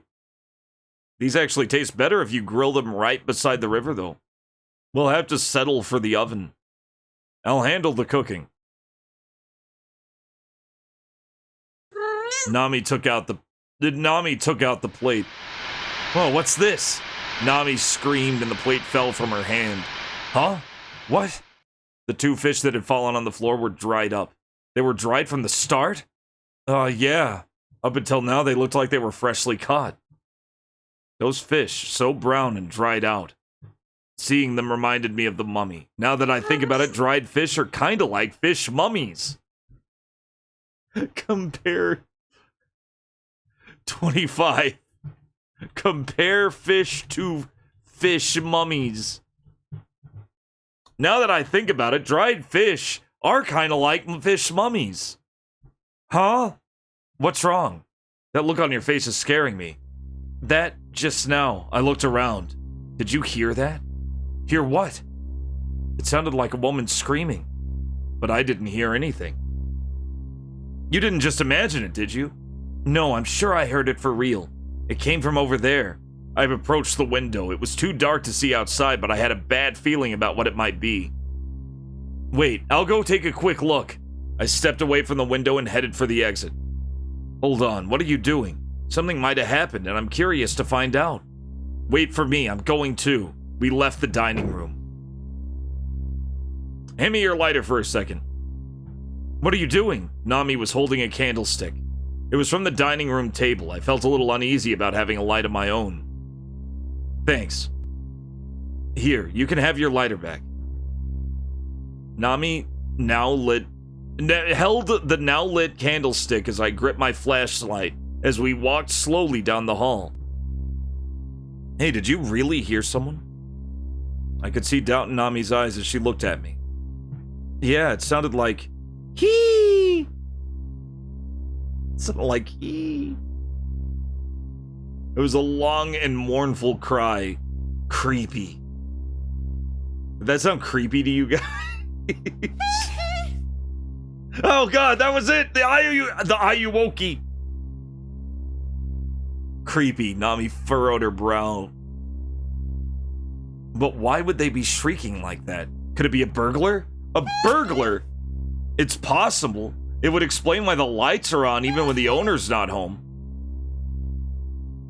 The hallway veered into the left and continued back to the back of the mansion. But the hallway there was tight and the ceiling was getting lower too. Moreover, it felt strangely gloomy there. It was like we'd veered off into the main road in a back alley.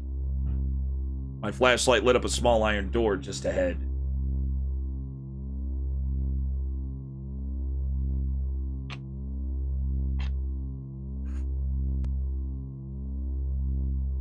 My flashlight lit up a small iron door just ahead. It came from behind that door. There's something creepy about this door, don't you think? Almost like they're conducting some sort of secret experiment in there. It was just like Nami said. The door had been painted clumsily. And almost all of the paint had fallen off, leaving the metal door entirely red with rust. Ooh, we got a Silent Hill rust door. I wonder if it's open. I put my hand on the doorknob. There's that voice. You heard it this time, didn't you? It's the same voice as before. Now we can draw green penises. Nami stared wide-eyed at me and shook her head in denial. We're going in. I hurled the door open. I got struck in the face by a blast of wind and water. It was the back door, huh? I can't see anything out there. When I shone my flashlight outside, something to the right reflected the light. A greenhouse. Was the shrieking coming from inside the greenhouse? Oh, I could hear Nami shout behind me. What happened? The flame went out. Nami held the candlestick in her hand, looking at me reproachfully. Reproachfully? Well, of course it would, and we're going out in the rain, so... What should I do with it? We can't use it out there, so let's just leave it here. I set the candlestick at my feet and tugged at Nami's hand. Alright, let's go. Hand in hand, we trudged through the mud. Our clothes, which had just started to dry, were soaking wet almost instantly, and our shoes became heavy from all the mud. Do you think somebody's in there? Nami asked me quietly. Huh, doubt it. What? So we came out here for no reason? I mean, not anyone who's alive anyway. No way. The expression on Nami's face changed instantly. If anybody was in there, they would have seen us shining a flashlight at him. There was no response, so that would mean that they would already have to be... Why do you always have to scare me saying stuff like that? Nami looked at me like she was about to cry. We looked through the glass and saw that it was totally dark in there. I shined the flashlight inside. Oh! Nami and I both shouted at the same time. There they are again. They were the hyper-cum flowers. The hyper-cum flowers are inside. The small yellow flowers were mixed in with all the other ornamental plants. A greenhouse of revenge. A greenhouse of revenge! Nami said in a whisper. Don't say it like that. It's creeping me out. What? Look who's talking. We cautiously shined the light in as we walked around the greenhouse, but we made it to the other side without encountering anything out of the ordinary. Yeah, not an or an just an oh. No one was in there after all, were they? I considered going back to the mansion. Should we go inside the greenhouse too? I turned and faced the entrance. Should we go in the greenhouse, guys? Yeah, we're going in the greenhouse.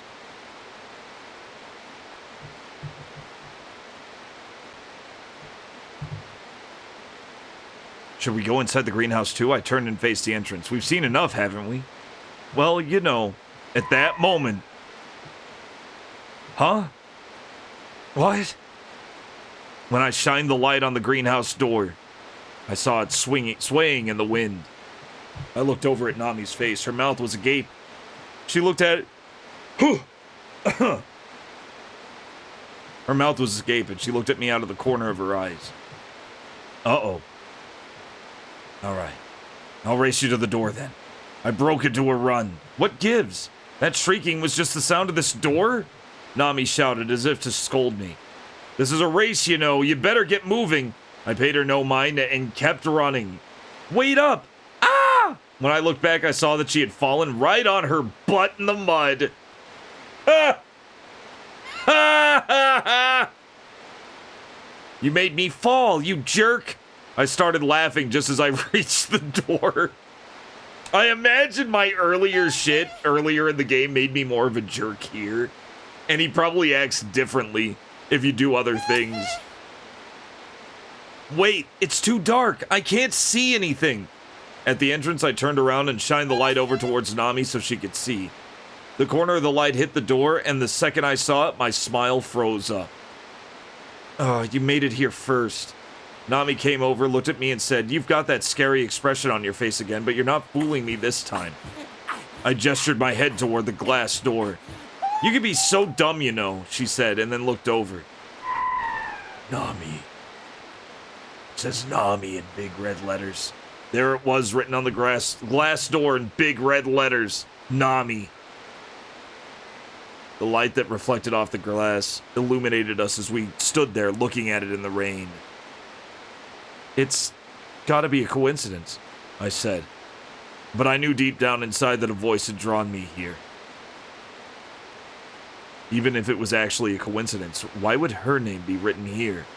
Not my name. It's gotta be Nami's name. Nami looked pale as she stood there in the rain, dumbfounded. She said nothing, her eyes transfixed upon the glass as it swayed back and forth. The door creaked open again as the wind blew it. Let's go back, I said, making it a point to sound cheerful, but Nami didn't respond at all. Let's go. I tugged at Nami's hand firmly. She didn't budge. Why? How? You're just overthinking it. Am I? It has to be a coincidence. It has to. This is the first time we've ever been here for one. So someone who was here had the same name as you. It's not that big a deal, Nami. My name is also Nami. So what? And yeah, sure, it's weird for somebody to write their name in a place like that, but if we asked whoever lives here, they'd probably have a funny story about it. I'm sure they would. I talked loudly without pausing, trying to shout away the fear that I felt inside. Yeah, Nami said quietly as she nodded. We'll catch a cold if we stay out in the rain like this anyway. Let's head back. I pulled Nami away and we kept walking. We kept walking, guys. We gotta be like near the end of of one of these runs by now. Oh, I think it's a chew.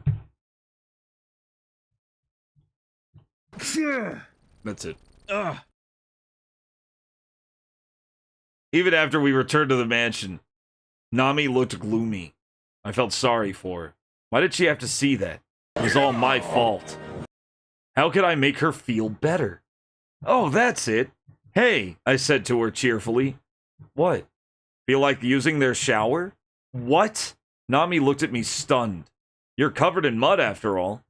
But It's fine, it's fine. I think they might have one over that way. I went on ahead. Turning right down the hallway, I reached a frosted glass door. This is it. I grabbed the handle. It was totally dark inside. I shined my flashlight in, and just as I thought, it was a bathroom. There was a white sink and a large mirror to the left. On the other side was a Western-style toilet next to a sliding glass door. The shower was on the other side of that door.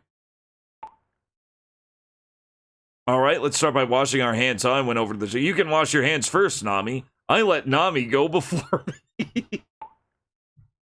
I love how... Jerk Nami is the funniest shit.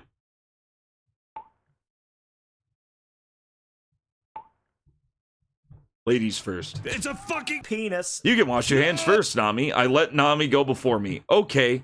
The sink had a long, curved faucet. For some reason, maybe due to the seal on the faucet getting old, water continued to drip from it constantly. Nami turned the faucet on. The white sink became stained red. It's blood! Nami clung to my shoulder. No, it's not. It's rust. It's just rust. The red water started to clear up. The pipes have got to be getting pretty old. Hey, look, it's already better. I rinsed my hands in the running water. I'm just being a gentleman. Test this out, Nami. I love you, Nami. Nami seemed to be getting edgy. I wanted to help her get back the way she was before. Hey, there isn't any soap here, is there? You must want some soap, yeah? Oh, I'm fine with just water. There was something odd about her modest reply. Nami was normally the type who'd insist on soap. Maybe we should check the bath. Even if you don't want any soap, I do. I jokingly threw a fit about it. He's such an idiot. Maybe we should check the bath? I cast my gaze through the sliding glass door there. Well, if you don't want any soap, and I'll keep it for myself. Be a whiny baby man. Be a whiny baby man. If you insist. Alright, I'll help you look for some. Nami opened up the cabinet beside the mirror and looked inside. It's because they had the same name. She thought they were the same person. He convinced her that if they had the same name, they had to date. It looked like she was smiling a little again. Oh, right. I forgot. I walked out into the hallway. Where are you going? I'll be right back. Keep looking around for the soap. We left the candlestick outside, so I went through the gloomy hallway and opened the iron door. The candlestick was gone. Weird. I shined my flashlight around, but couldn't see it anywhere. I tilted my head in confusion as I returned to the bathroom. What was that about? Oh, nothing. Did you find the soap? No, I couldn't. Did you look in here? I pointed to the doors below the sink. Oh no, I didn't look in there yet. It must be here. I squatted down and opened the doors. A very unpleasant, rotten, and muddy odor drifted from inside. I held my breath and looked in. An S-shaped pipe ran down the center, and the right side of it was cleaning fluids, pesticides, shampoo bottles, and plastic bags strewn about like junk. If it was the water from the old pipes, it was as if the water from the old pipes had mixed together with dust and chemicals that had spilled out of the fallen bottles. It made me want to throw up. Would they really keep soap in a place like this? I don't think so. I took out a big plastic box that I found on the left side of the pipe. Inside of it was a wooden box with a cross on it. Must be a medicine box, yeah? There must be something underneath it. Hold the medicine box up, Nami. Nami grabbed the handle of the medicine box and lifted it up. The moment she did, 4 bugs with black, greasy wings crawled out from under the box. Ah! Cockroaches! Not cockroaches! Nami screamed and hurled the medicine box onto the floor. When the box hit the floor, the lid flew open, scattering medicine bottles and packets across the floor. The cockroaches were vanished in an instant into the corners of the room and under the door. They were gone. We're at Riggs' house. It's Riggs' mansion. The twist is we're in Riggs Mansion, guys. Oh, the medicine's scattered everywhere. I laughed as I rushed to stop the rolling bottles of medicine. I'm sorry, I shouldn't have done that. Oh, I'll pick it up. Nami kneeled down and started putting all the medicine back in its place. Hey, there aren't any more of them, are there? The cockroaches, I mean. I don't think there are. Hey, there it is, the soap. I stood up and turned on the faucet. Nami was still picking up the medicine that had scattered everywhere. Go ahead and wash your hands first now that we found the soap. Okay. It sounded like a half-hearted reply. It wouldn't be good to touch medicine with your dirty hands anyway, after all. True. Nami stood next to me and washed her hands. It's a fucking wizard! No! They just wanted some beef or pork or chicken. If it's Rick's place, the shower's gonna be a bust. Oh, God. Remember the... Is that a... God, I remember the plumber arc. Or are you happy to see me? That was such a sad arc. I'm glad it's over and everything's fine now. Now we're in the standing desk arc.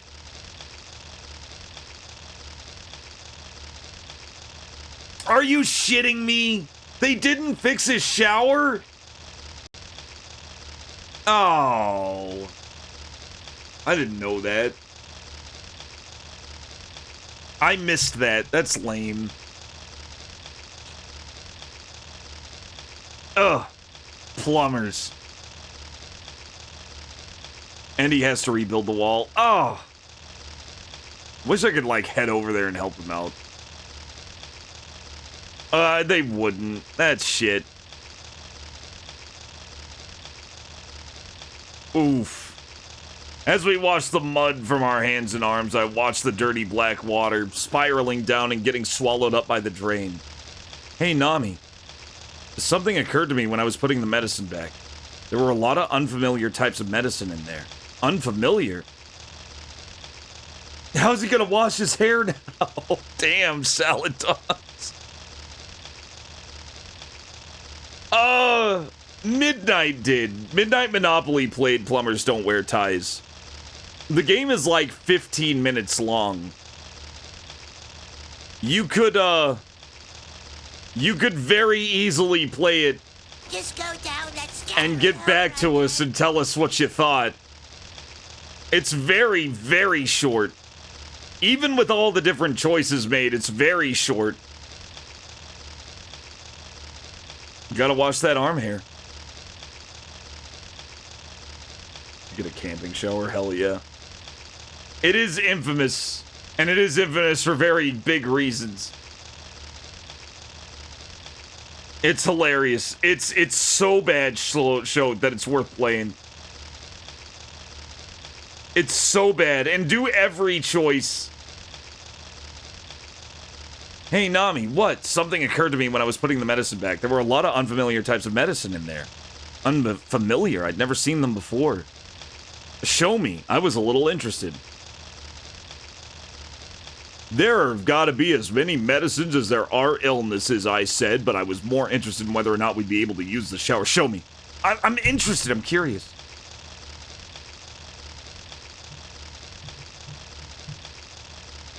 Wait, told her. Told her to show you. Hold on a second, okay?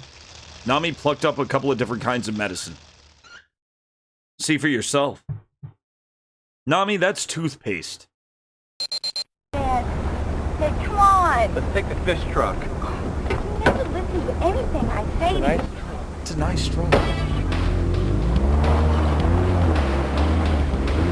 We can play Wirehead again at some point. Clips 1 addict donated 200 bits. Testosterone surge detected. Thank you. Somebody played Plumbers Don't Wear Ties, but used the full. Well, it wasn't modded. It wasn't modded. I don't remember seeing penis. What it was is you could put in a code in the 3DO version, and it would take out the censor bars in the beginning, which is the only part of the game that has nudity. You see a little bit of side boob and a whole lot of the main character dude's ass. Like a whole lot of ass shots. It was not worth it. I didn't like it. The sensor bars were perfectly fine.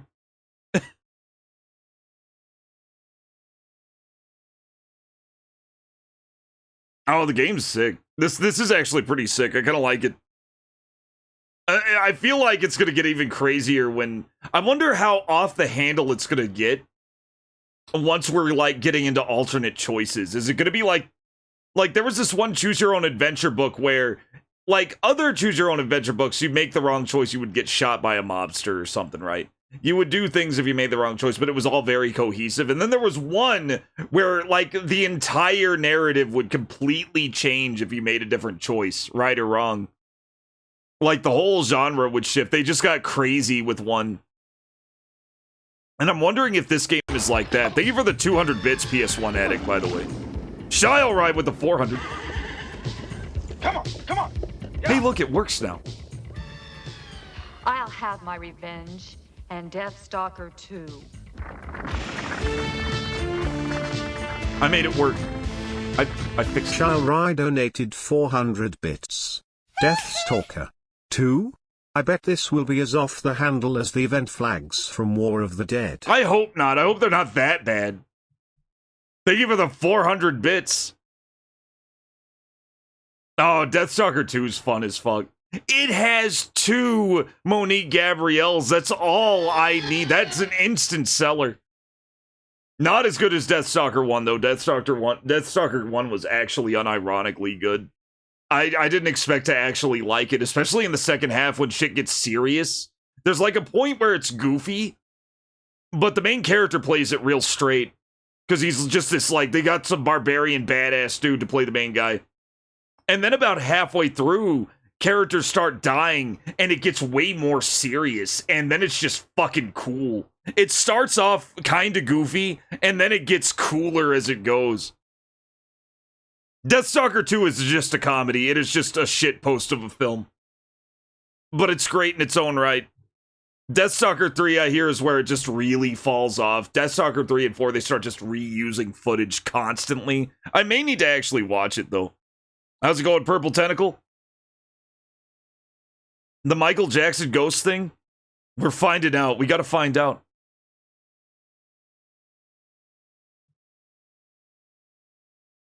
Oh, was he in... Was the guy from Plumbers Don't Wear Ties doing a little extra plumbing on the side? I didn't know that, Lollipop, but I'm not exactly surprised. There was a lady that looked like Janet Reno. I think I remember the lady who looked like Janet Reno.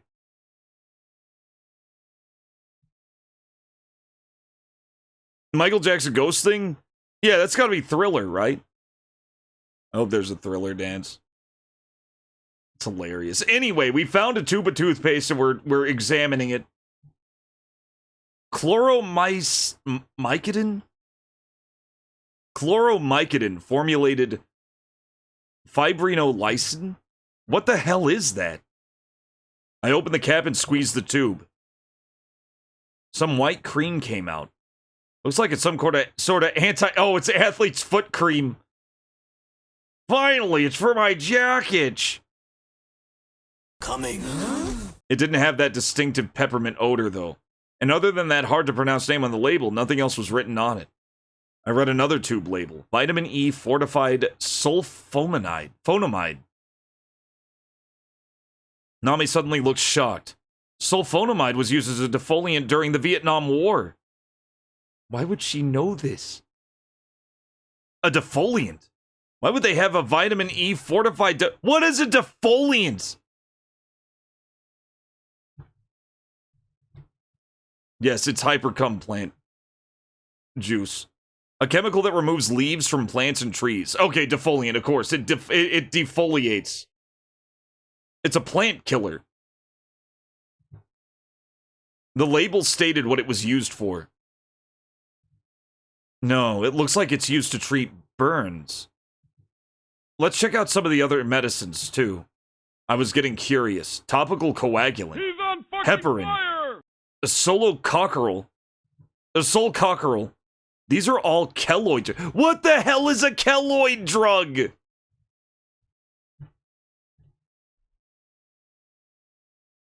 keloid drug. It's like for keloid scarring. I thought these were asses for a second. I thought these were butts. Like there's the back and there's the butt and there's the leg. No, that's the shoulder and that's a chest. That's a shoulder and that's a chest. Those are not butts.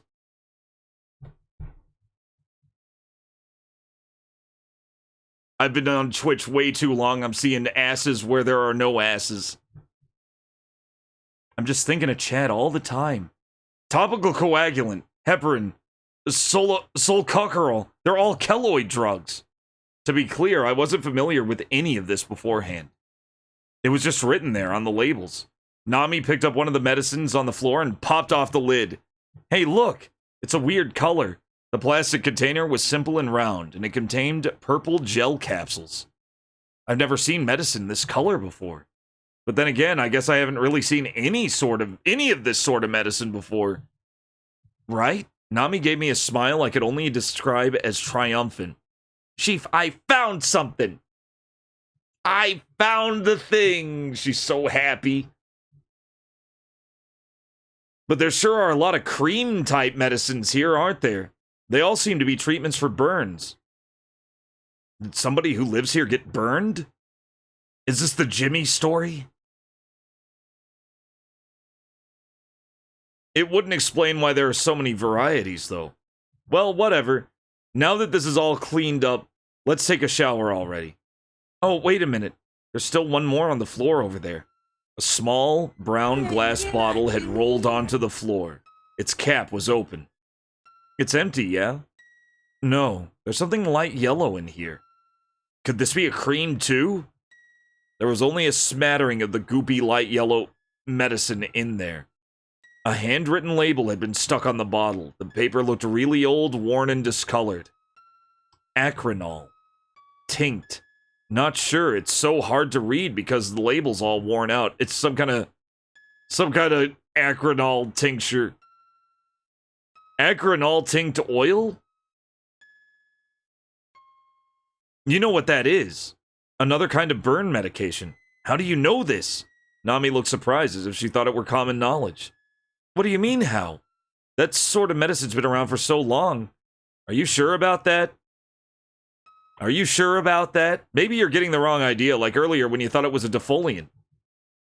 I gave a mean-spirited laugh, and Nami snatched the bottle away from me and closed it up in the medicine box. He's a jerk now. It's like tied into his general character now.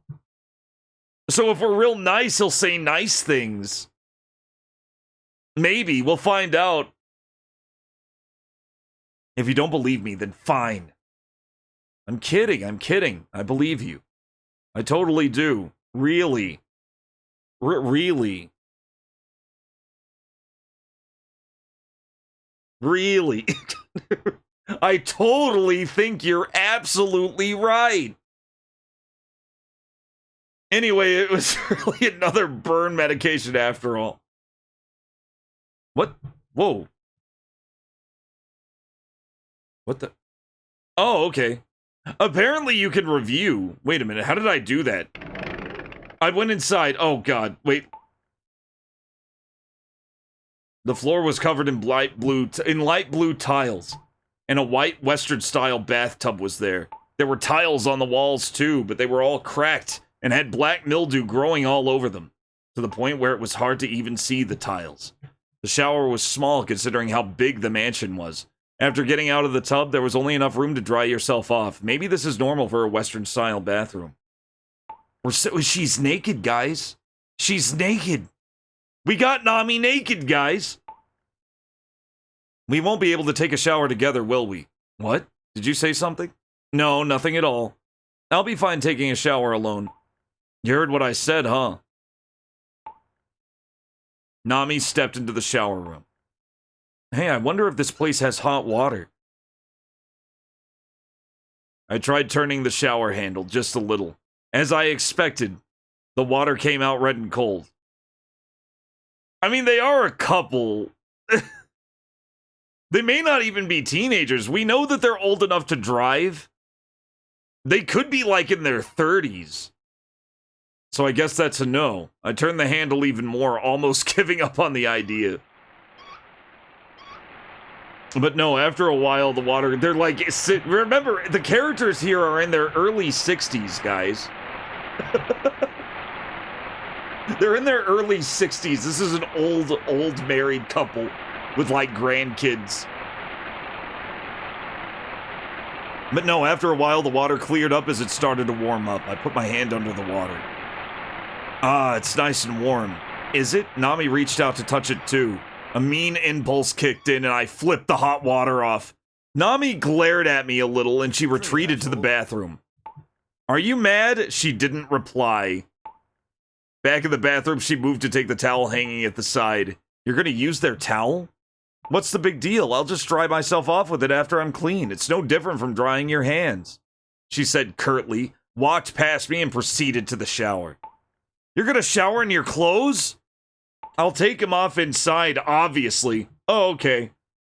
Alright, I'll go first. Nami shut the door. Oh, this door's tight. It won't shut all the way. The sliding door rattled around, not shutting as it should. What are you so upset about? Who cares if it doesn't shut all the way? Just leave it like that. But then I can't lock it. She gave me a scared look. Don't peek, okay? I won't peek. Oh, okay, so they're still...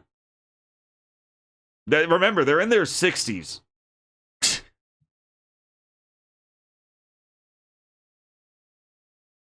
Why are we surprised a 60-year-old knows about all sorts of medicines?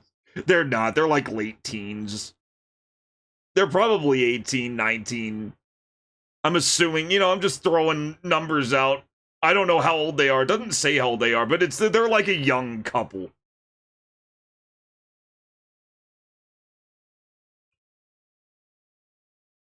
I won't peek. You promise. If you peek, we're through. Yeah. In the end, she had to shower without locking the door. Through the frosted glass, I could faintly see her hang up her towel and take off her clothes. I was glad that Nami seemed like she was back to normal. And that just then, a thought occurred to me.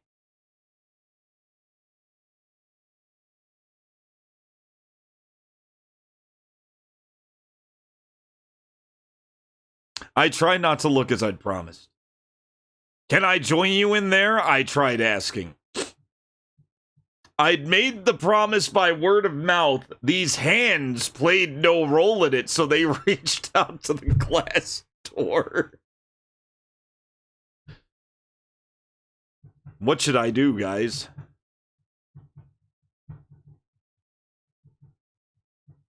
I like that one. I like B. I like B a lot. Because she's just gonna say no. Can I join you in there? I tried asking, and suddenly I could see that Nami stopped moving behind the frosted glass. Uh-oh. Did I upset her? My shoulders sank as I waited for her to reply. And then she said with a gentle voice, Hold on. Huh. I thought it was worth asking, but I was still surprised by her response. My heart started to pound. Oh! She's possessed or something. It's not. I don't believe it. I don't buy it. Nami's shadow moved to the left and I couldn't see anything anymore. From where I was confused, and then I heard the sound of the shower. Wait a little longer, okay? Right. Hold on to your Gotta get that mud off first. Huh. I see. The muscles in my face went slack. The sound of the shower was stopped. I waited until I heard the voice of an angel. It's okay now. I couldn't help but smile as I opened the door. Is this really happening? You should know better than that. I got splashed in the face with warm water. I looked forward and saw Nami standing like an ogre in the steam with a bucket in her hand. Fully clothed. Ah, dread! Want another bucket full? Nami said as she dunked the bucket in the tub. Oh no! Hey, Basehole, thank you for the 10 months. Has joined the convoy. Damn. Damn. I know. Want another bucket full? Nami said as she dunked the bucket in the tub. I'm good. I dropped my head in defeat and returned to the bathroom. Oh, if only life were that simple. I'll be right back with a change of clothes, I said and left the bathroom.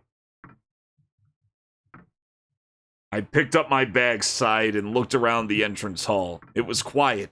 I looked at the clock there and saw that it pointed to just about 10 o'clock. All sorts of weird stuff had been happening here. Game over, man. It's game over. Oh, all sorts of weird stuff has been happening here. But I think we'll be able to make it to morning somehow. There it was again. The sound of the armor. I looked at where the suit of armor should have been, and it was gone. The sound seemed to be coming from the bathroom. I returned to the hall. The sound seemed to be moving away from me as if the armor had turned down the hall. I started running, but just as I approached the front of the bathroom, I suddenly heard Nami screaming from inside. Ah! What's wrong, Nami? I opened the bathroom door in a panic. Nami was wrapped in a bath towel and soaking wet. Steam was coming off of her body. She scowled at me, looking like she was going to cry, and then... Ah, get out! Shocked, I flew right out. What gives? I only came in because I was worried after you screamed, I said to her through the glass door. Just hold on a second. I'm putting on my clothes. What happened? It was the water. It suddenly got really hot. The water? The water got so hot all of a sudden. I tried to stop it, but it kept pouring out. And it's so cramped in there. There was nowhere to run. I flew right out of the shower. It must have happened because the place is so run down. Are you okay? You didn't get burned, did you? I'm fine. She's fine. I got out right away after all. Oh, I'll leave the clothes bag here. I set the bag in front of the glass door. The door opened slightly and Nami reached out for it. All good, Nami spoke up after staying silent for a while. There was a lot of steam drifting from inside, and the lukewarm steam stuck to my skin. Nami had already finished changing and started drying her hair in front of the mirror. Her cheeks blushed. Wait! No! What? Lucio!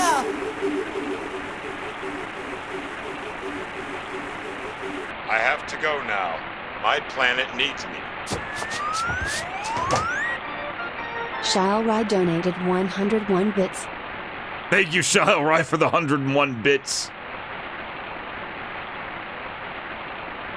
There was a lot of... This is definitely just a straight-up text adventure, I agree. Except a lot more menu-based. There was a lot of steam drifting from inside, and the lukewarm steam stuck to my skin. Nami had already finished changing and started drying her hair in front of the mirror. Her cheeks blushed, having come right out of the shower. Sorry about what happened earlier. Don't worry about it, it's fine. I peeked into the shower room. There was still a lot of steam, and the shower was still spraying hot water. I reached out and touched it. What happened here? Ow! It's boiling! I told you. If you stayed a second later, you would have been badly burned. Oh, right. Maybe that's why there was so much burn medication in there, huh? A mini light bulb started flickering above my head. But that doesn't add up. Why would they only treat their wounds? Wouldn't people generally just fix the bath? Well, I can't talk about what goes on in a stranger's house. I'm just glad we're okay. What should we do, though? It's too hot to reach in there and turn off the shower. We can't leave it running, either. That's it. I remembered seeing a big machine out in the back. Judging by where I saw it, I wondered if it might have been the boiler. I'll go take a quick look at the boiler room. There was a boiler room? I saw something that might have been... I'll go take a look. Will you be okay? I'll be fine. I'll be back before you know it, I said, and then I left the bathroom. I passed through the dark hallway and through the iron door, remembering the sound of the suit of armor. Oh, shit. Could it just be beyond the door? I gulped and turned the doorknob. I opened the door as quickly as I could and jumped backwards. Nothing was there. The rain had almost entirely stopped. I guess I'd better get going, huh? I was about to step out when a hand grabbed me by the shoulder. Ah! It was Nami. What's the big idea? I shouted at her. Can you blame me? I was scared and all by myself. She spoke to me in a sweet voice. Can I just ask you not to surprise me? I think you shaved 10 years off my lifespan just now. Oh, come on. Okay, I know. Should we go together? I'll get dirty again if I go back out, though. What do you expect me to do, then? Don't get mad. Where is that boiler room, anyway? You can see the light from the bathroom over there, right? It looks like there's a room leaning down underneath it. So it's close, I guess. I'll stay here, then. Just come back quickly. What? Weren't you just saying how close it is? Aren't you coming along? Now, I don't want to get muddy again. After taking another look at Nami, I noticed that she wasn't wearing any shoes. Oh, right, I see. I'll get going then. I headed down the concrete steps. Come back here if anything dangerous happens, okay? What kind of dangerous things do you think will happen? I walked along with my left hand touching the wall. These are the dumbest people to ever explore an abandoned haunted house in the middle of nowhere. As I walked, I heard the sound of the wet leaves I was jostling. Eventually, the wall suddenly opened up to reveal the entrance. I went down the dark staircase, shining my flashlight up ahead.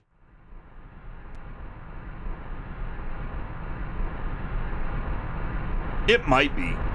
It might be just as silly. There in the darkness, I saw a large and smooth silver machine. Several metallic pipes came out at the top and went right through the walls and ceiling. Just as I thought, it's the boiler. I shined the flashlight to take a closer look at the device before me. What's up with this? The temperature needle was set to over 80 degrees Celsius. That's 176 degrees! Even now, it was climbing higher. It was only just getting warmed up earlier. I'd hate to think what would have happened if Nami had been hit by the water now. Still below boiling, but still bad. I felt a chill run down my spine. Having found the temperature control knob, I found myself surprised once again. The dial had been set to a whopping 100 degrees Celsius. Boiling point, 212 degrees Fahrenheit. Why is it set this high? What's more, it was making a weird noise. Who knows, maybe the boiler was as old as the house itself. I turned the knob down about halfway to 40 degrees Celsius. Now we just have to wait and see what happens. How'd it go? Nami asked me when I made it back. Oh shit, a burrito. I'll be right back, guys. I gotta eat this. This is calling, guys. I'll be back. You will go through a live inferno. But there are only two options.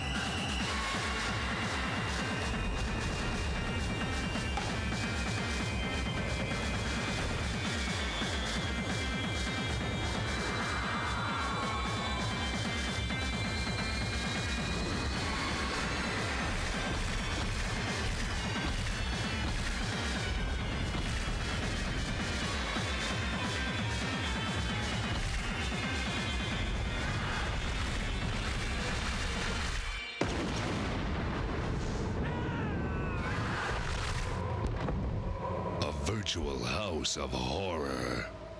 Ill bleed.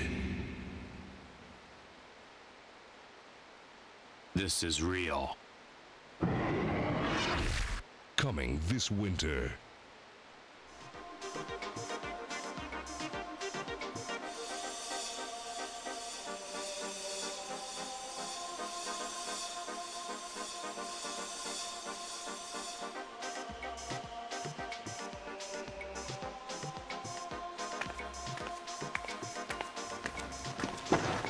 Pizza time.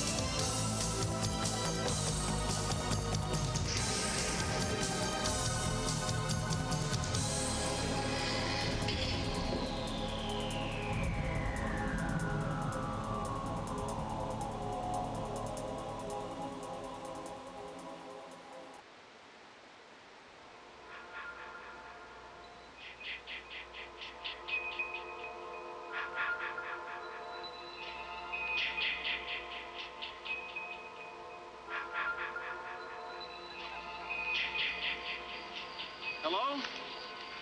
Who's that? Oh, hi. What are you doing out in this mess? 1, 2,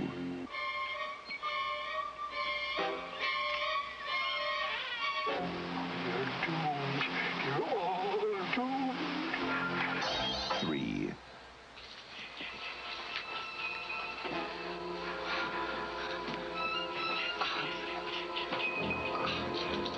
We weren't doing anything. We were just messing up. 4,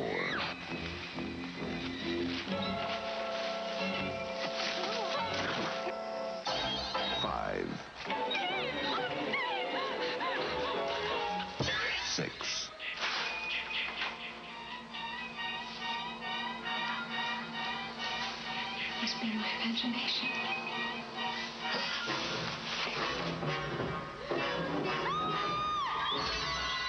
7. Can I help you?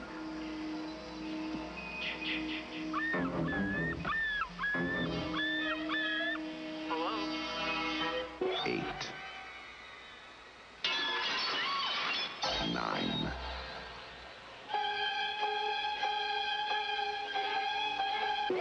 10,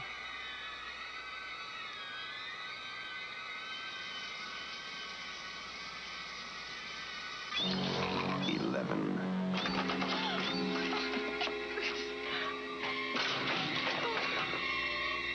12.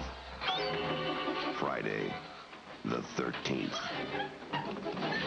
You may only see it once, but that will be enough.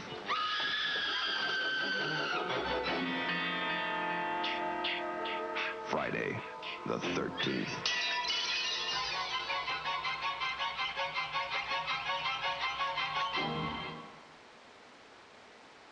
Rated M for mature.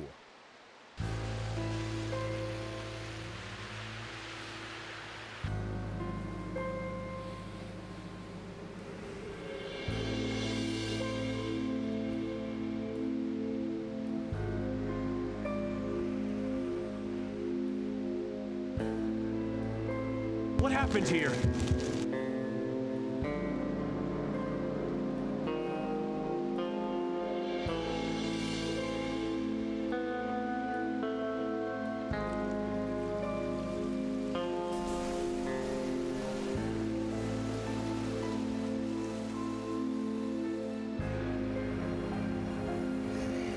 I'm back.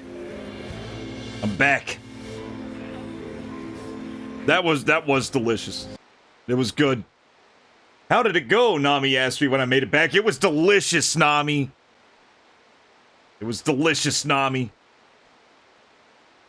I found out the problem there. The boiler's temperature was set to 100 degrees Celsius. What? Nami was stunned. For those who don't know, 100 degrees Celsius is boiling point.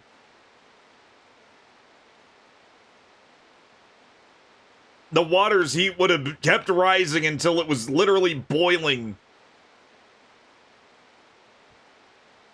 What? Nami was stunned. You got out right away, but I'm guessing it was up to about 50 degrees at that time.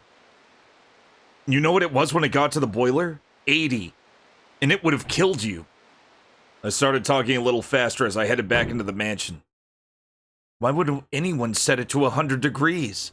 It'd be too hot to get in. Don't ask me, but it should be fine now.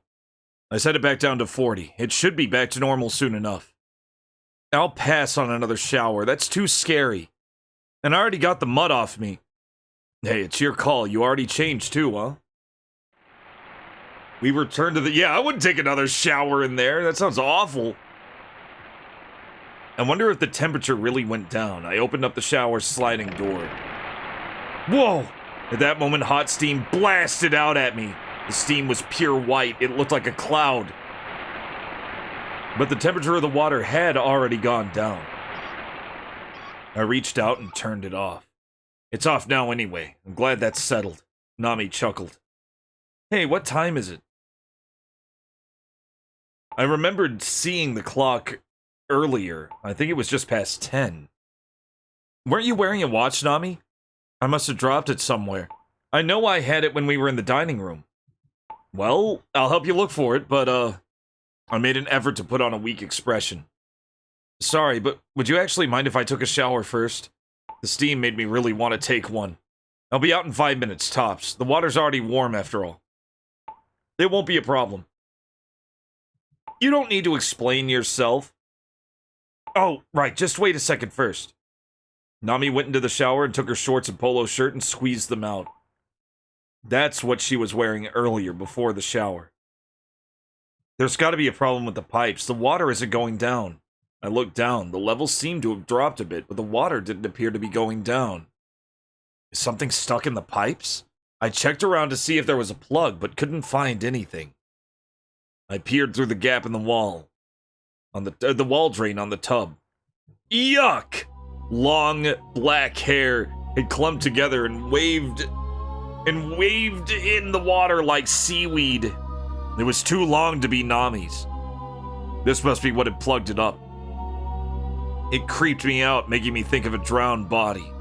I hesitated for a moment, closed my eyes, and plunged my right hand into the warm water. I could feel the long, thin hair tickle my hand and fingers. I forced myself not to pay attention to it and grabbed dozens of strands and gave them a tug. I felt like part of it opened up, some of the strands of hair having been ripped off. I pulled it at a good while, sometimes weakly, sometimes harder, everything in between.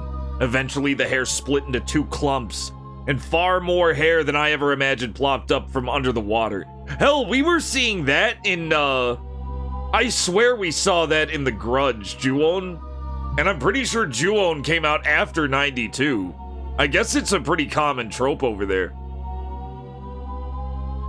I'm pretty sure this scene was in Ju-on. Let me see. What year did... Yeah, Ju-on came out in like 2000, like 8 years after this game. Like 8 years after this game Ju-on released. The wet hair that I pulled up was all twisted together. It looked like some kind of wild animal. That's just sharing a shower with a woman. I mean, I understand this. My hair is about this long, so... I mean, yeah. Going all the way back to the 1700s, I believe it, Helical. I believe it. The wet hair that I pulled up was all twisted together. It looked like some kind of wild animal. I gritted my teeth and left the room. Nami took a look at what I'd pulled out, covered her mouth with her hands, and looked away. I don't think... it's just shedding. Like, the average human loses 80 hairs a day. The average human being loses 80 hairs a day. Thing is, like my hair, for example, is like, imagine one of these hairs, right? It's gonna be really long. So, of course it's gonna, when it falls out, that's like a lot of, even one strand is gonna be a lot more hair than, like, somebody with short hair. The wet hair I pulled up was all twisted together. It looked like some kind of wild animal. I gritted my teeth and left the room. Nami took a look at what I pulled out, covered her mouth with her hands, and looked away. I don't blame her. It was filthy and muddy.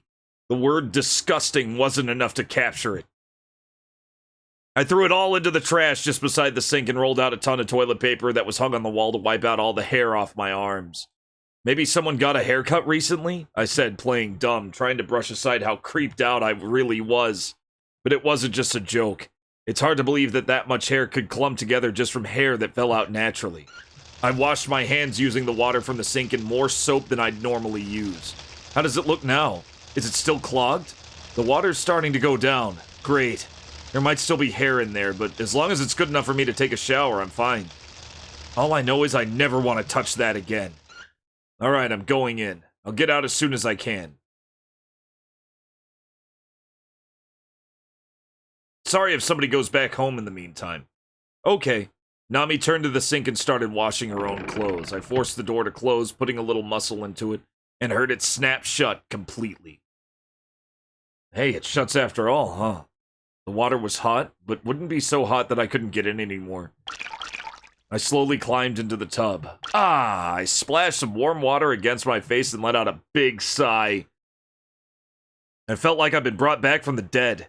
The owner of the house might as well not come back at this point. We could get some rest, be out of here in the morning. I felt better, so did my thoughts. Though what I was thinking was pretty selfish. It won't be that easy though, will it? I twisted the handle to turn on the shower. The water wasn't ridiculously hot anymore. It felt nice. I'd been careless, though. I'd forgotten the soap and the towel. I rubbed off the mud that was on my feet using my hand. The mud turned the water dark. That was a Western-style bath for you. I could say whatever I wanted using somebody else's bath. Like how it made me feel.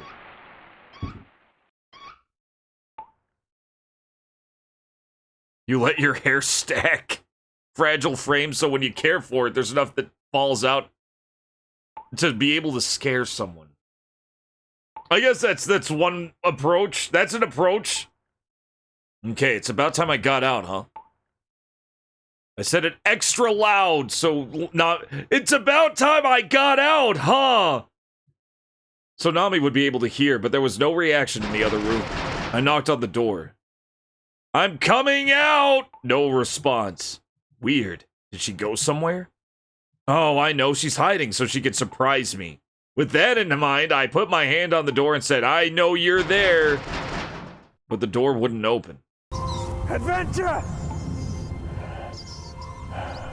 Hey, Kratos, welcome in. Awaits.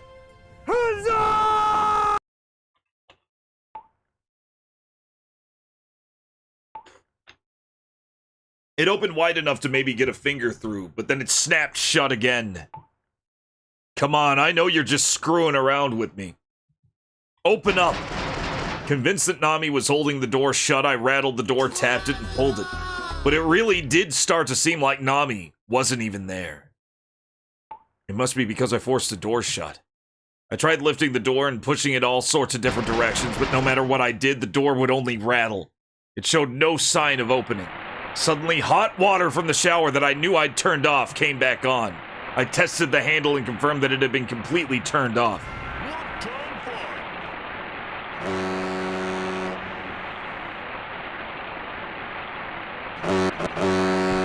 Okay, Kratos. Give me a second. You've got to be kidding me. I had a bad feeling about this. Nami? Open the door! Nami! I shouted out as loud as I could, but there was no response. I looked down and saw that the metal bar, about the size of a stick of chewing gum, had been wedged into the rail of the sliding door. What is this? It had been put here to prevent the door from opening. Clearly, the thing was the reason I couldn't open the door. I tried to remove it, but only ended up hurting my thumb. It was no good. What am I supposed to do now? I checked the window, but it was too small. I wouldn't be able to fit through it. My bad premonition turned out to be spot on. The hot water pouring out of the shower was getting hotter, and the white steam was getting thicker. It started getting hard to breathe, and I couldn't take it anymore. I got out by breaking through the glass. Wait a minute. I noticed I'm not making as many choices anymore. I wonder if that means I'm fucked? As I was changing my clothes, a scary sort of vision came to me. The temperature went up slowly this time, so I was fine, but what if the door had totally shut on Nami? Fortunately, she wasn't strong enough to shut the door all the way. But what if I'd gone in before her? Oh, you needed to get Nami in first. That was the right thing to do. I thought it was like bad because I was testing out the horror stuff. I started to get worried about Nami.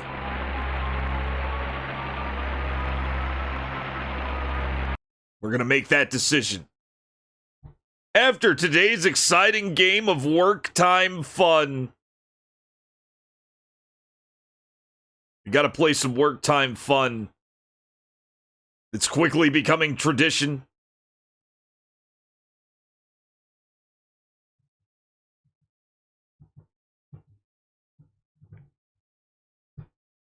It is a good, it's a pretty good one too, Flipsider. I like it. Get 50 bucks, get net. Crota, should I get 50 bucks and net?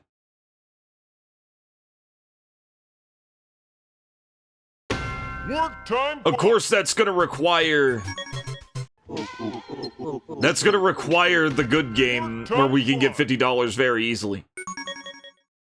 Okay, we're the... Oh god, she's beautiful. 1 to 7. Welcome. Okay, so 2 are right. 3 are right. This one's hard. We found the hard mode one.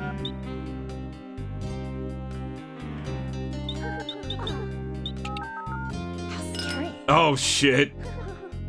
Oh no. Oh god, this one's so hard. 3. Okay, 3 of these are right. Okay, 2. 2, 4, 5, 6. Help me. Okay, we got them all. We got them all. God, we're already near the end.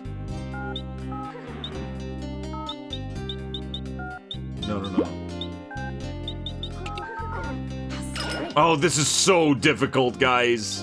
This is not easy.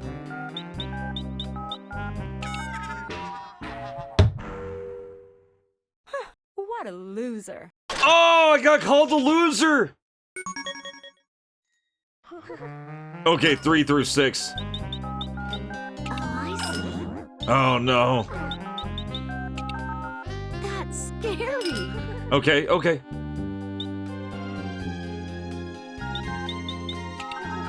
That's scary. Oh, nope.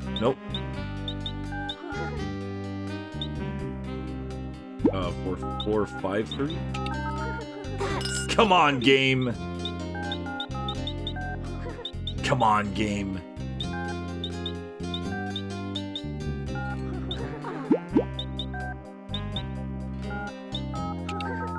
That's scary. Oh. 3, 6, 5, 4. Oh, I see. There we go. We got her. She did look like the, yeah, didn't she look like the wife from the like hard, she was awesome. The one who was kicking all those guys' asses. She did look a lot like her. The woman from Soldier Boys. I need to play Soldier Boys. Illbleed was really good, Flipsider. We need to finish it. We need to get the true... We need to get the true ending, but we'll do that later. Now it's not. We have more game to play. Work time fun. But it was really good. I liked it. It got completely unhinged the second, like the final stage in the game. Not the final boss, but the final stage of the game is completely unhinged. It's awesome. It is absolutely out of control. One of the best levels in a video game. We created it. Not this time. No, not this time. Try to throw me off with Jonathan Frakes. It won't work. It's fiction. We made it up. We made this one up. It's a made-up tale. It's a total fabrication. It never happened. It never. I think there's a pattern. It was invented by a writer. Not this time. I don't think it's 100% random. I knew all 3 of those were going to be animals. It's fiction. It's an urban legend that never happened. No way. We got you. Grandma! Grandma! Grandma! Grandma! Grandma! Oh, tried to throw me off again.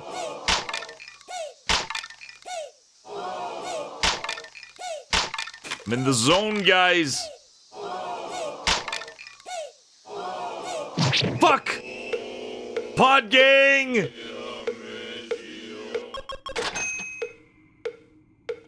Yeah, that's the thing about Illbleed is that it is very... Like, it'll do that. It'll make you overthink, and then you're like, oh, these guys are kind of dumb. So you start thinking a lot more simply. And then suddenly you're solving things.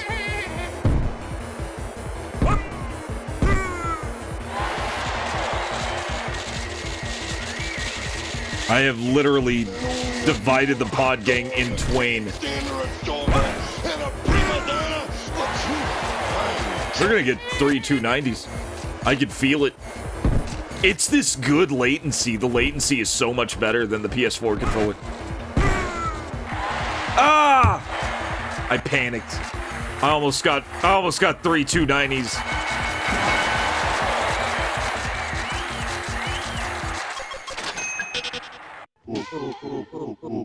Gotta try Space Blaster. Space Blaster's our first $50 game. We gotta get it. Okay, first things first, we gotta destroy this.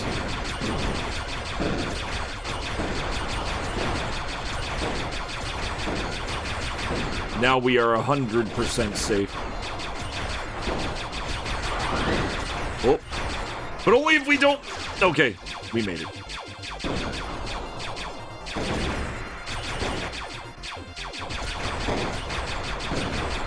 Now we just need to get one of our speed things. There's one. Oh.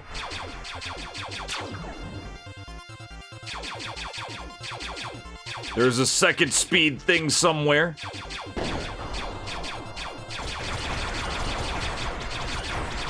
That's the weak point. The weak point is the guy who owns the ship. There is one more brand of weapon, the hardest weapon.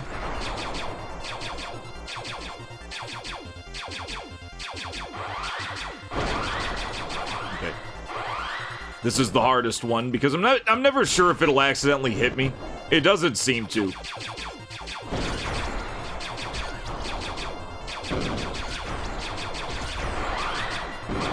Okay. This will be the mix. I think this is all of them. It is. They never shoot more than once, or at least not that I've ever seen. I think this one's gonna be the... Yeah, it's gonna be the auto shooters, which are very inaccurate. And then the last one's gonna be one guy, and then it loops.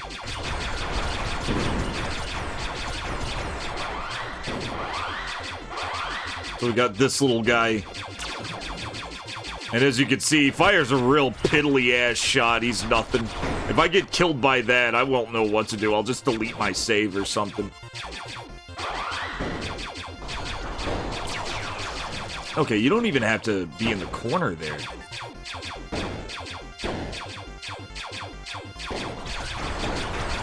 Kind of a shame that this one's so time-consuming, considering there are 3 bosses in this.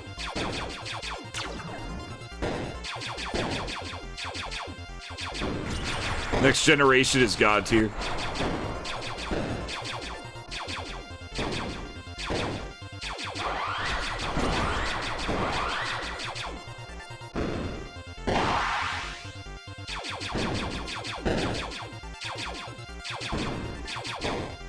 Oh, it's a very good show. Yeah, no, it is a very well-made show. There's a reason why it's famous. There is a reason why Next Generation is legendary. Look at that. That is so hard to dodge. Like, looking at where all the shit goes. Oh, wait, this is the big mix. Not the place to get sloppy. Now we can get sloppy. Many, many direct hits.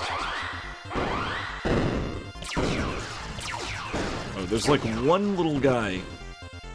Okay, it fires twice. That's good to know.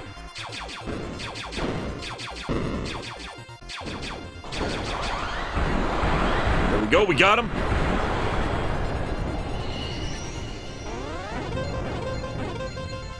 Yeah, it wasn't just some, like, little amateur thing. Next Generation is pretty timeless. Shoot him in the face. His face is gone.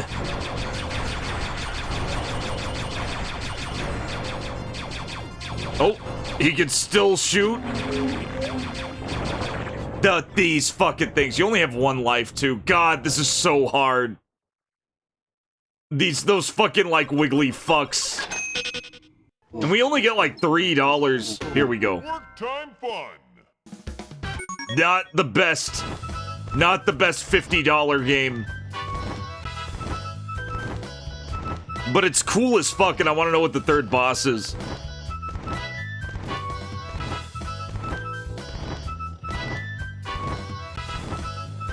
Oh, absolutely. There's a lot of Trek no babble. That's what makes Trek so good.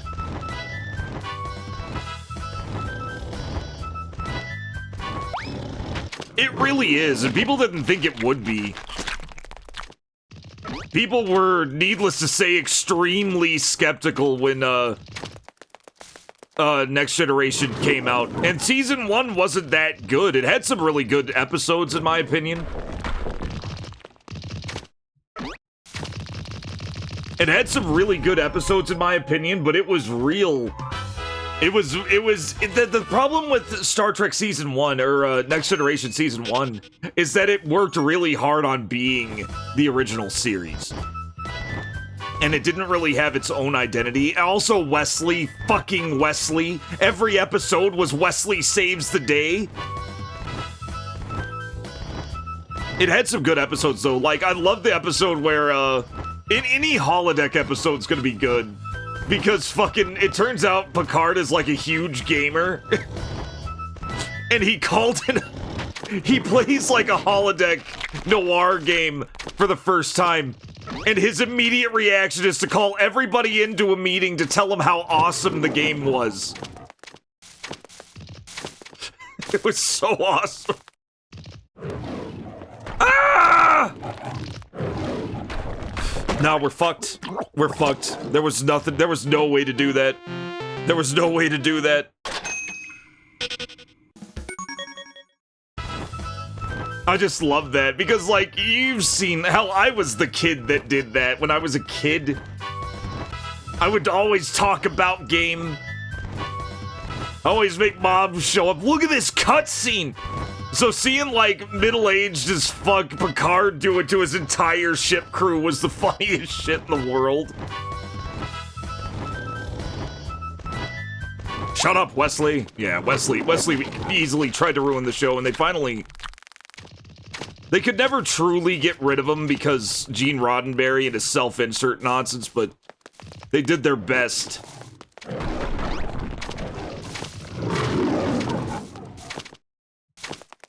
Man, the dog is really... He is really aggressive today. The dog is really aggressive. Absolutely, absolutely a freebie, but seeing him just really love video game was just... It was great. Hi, doggy. The biggest gamer in fiction. Picard's definitely way up there.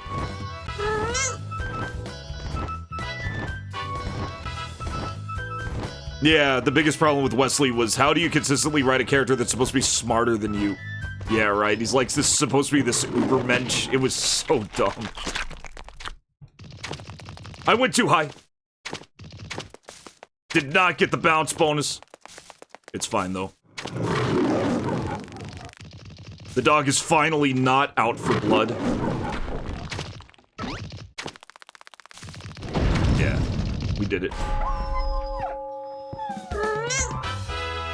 He got sent off with a Native American alien.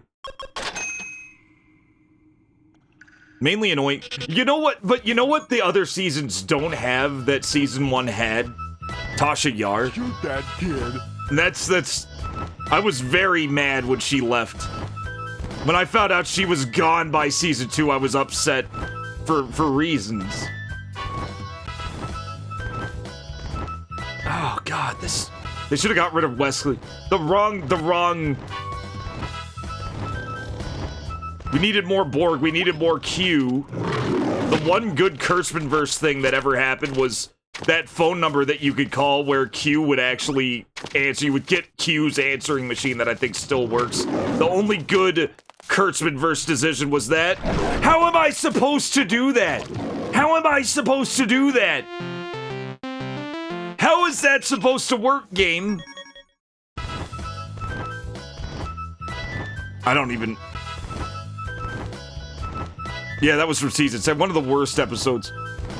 Yeah, some of the worst episodes aren't even in season 1. Some of the worst episodes are in season 1. Like with... like the one we don't talk about. The one where they go to Space Africa. We don't talk about Space Africa.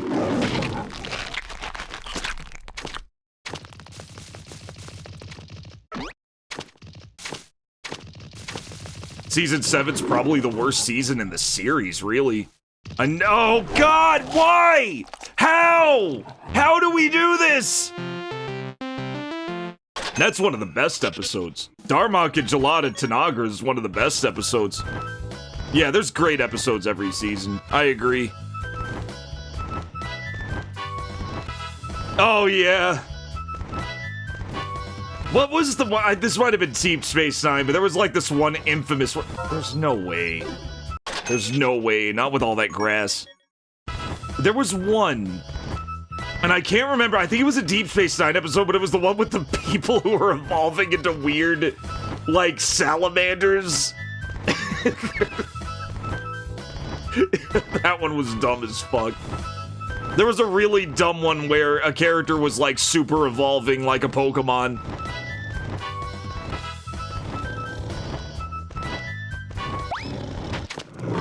The head exploding part was great. Oh, it was a yeah, that's right. It was Threshold and Voyager. It was Voyager, not Deep Space Nine. God, Voyager's another whole can of worms. I'm gonna say you know, knowing me, I would probably fucking love, Enterprise. I would probably love Enterprise. Where it's, like, a little grittier and a little more, well, I'd say a little grittier, not even really grittier. I guess a little more, I guess down to, I don't know.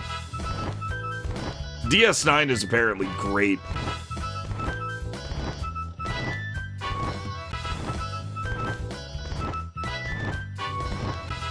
I need to know this too, Polythylene. I need to know which one Picard was on a kick-ass ATV.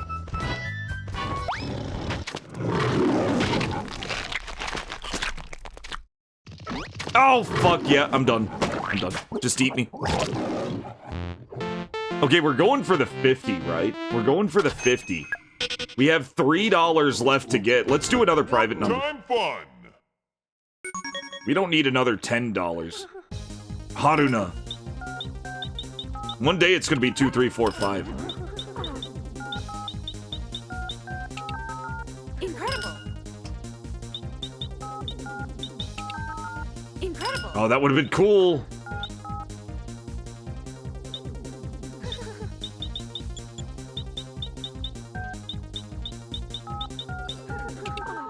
Yes! Hey, we got it in 4 tries. That's pretty good.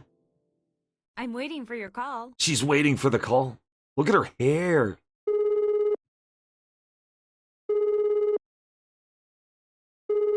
I feel like I'd like Enterprise. I didn't even know what she said. Fuck. $3. Exactly what we needed. We got mail. We're going for the 50, guys. We're going for the 50.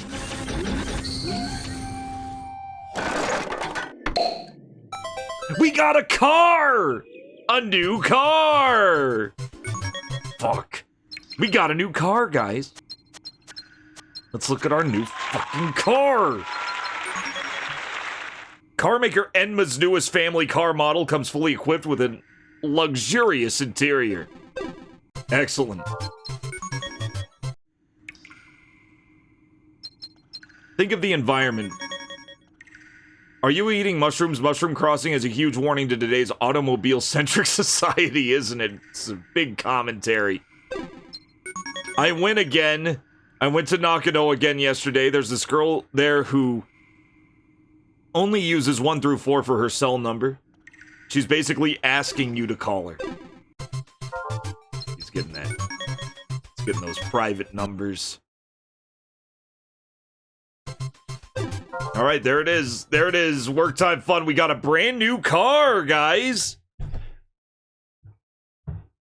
Weirdly, since the new controller, my PSP emulator's been closing. I wonder if it was tied to the DualShock 4. I wonder if it was tied to the DualShock 4. All right, I was starting to get worried about Nami. Maybe she's sleeping on the sofa. Maybe she's looking for her watch. Let's do sleeping on sofa. So dumb. Maybe she's sleeping on the sofa. I went to the entrance hall. I know it's the other one, but this is funny. But Nami wasn't there. Where could she have gone? Next Generation? Yeah, TNG. Yeah, TNG had the Worf problem. And the Worf problem is that Worf was like this big Klingon warrior. Except every time he got into a fight, he would get his ass beat. He would get his ass absolutely handed to him every time. Because they wanted to establish how tough their enemy was. So they're like, if we get the toughest guy on the Enterprise, in the fight and he just gets his ass whipped, oh, it's gonna show how tough the bad guy is. The problem is they did it every single time. So Worf didn't look like the strongest guy on the Enterprise, he looked like a fucking idiot. They fixed that by Deep Space Nine, though. Apparently he's way cooler in Deep Space Nine. Yes, he was always made an example of by the new alien threat. It was, man, that's a great idea, as long as it's like a late season alien threat, and you keep your early season alien threats. Like do a whole season where Worf is just whooping ass, and it establishes that he's actually really badass. And then in another season, introduce an enemy that just beats him down. The Akira Toriyama strategy.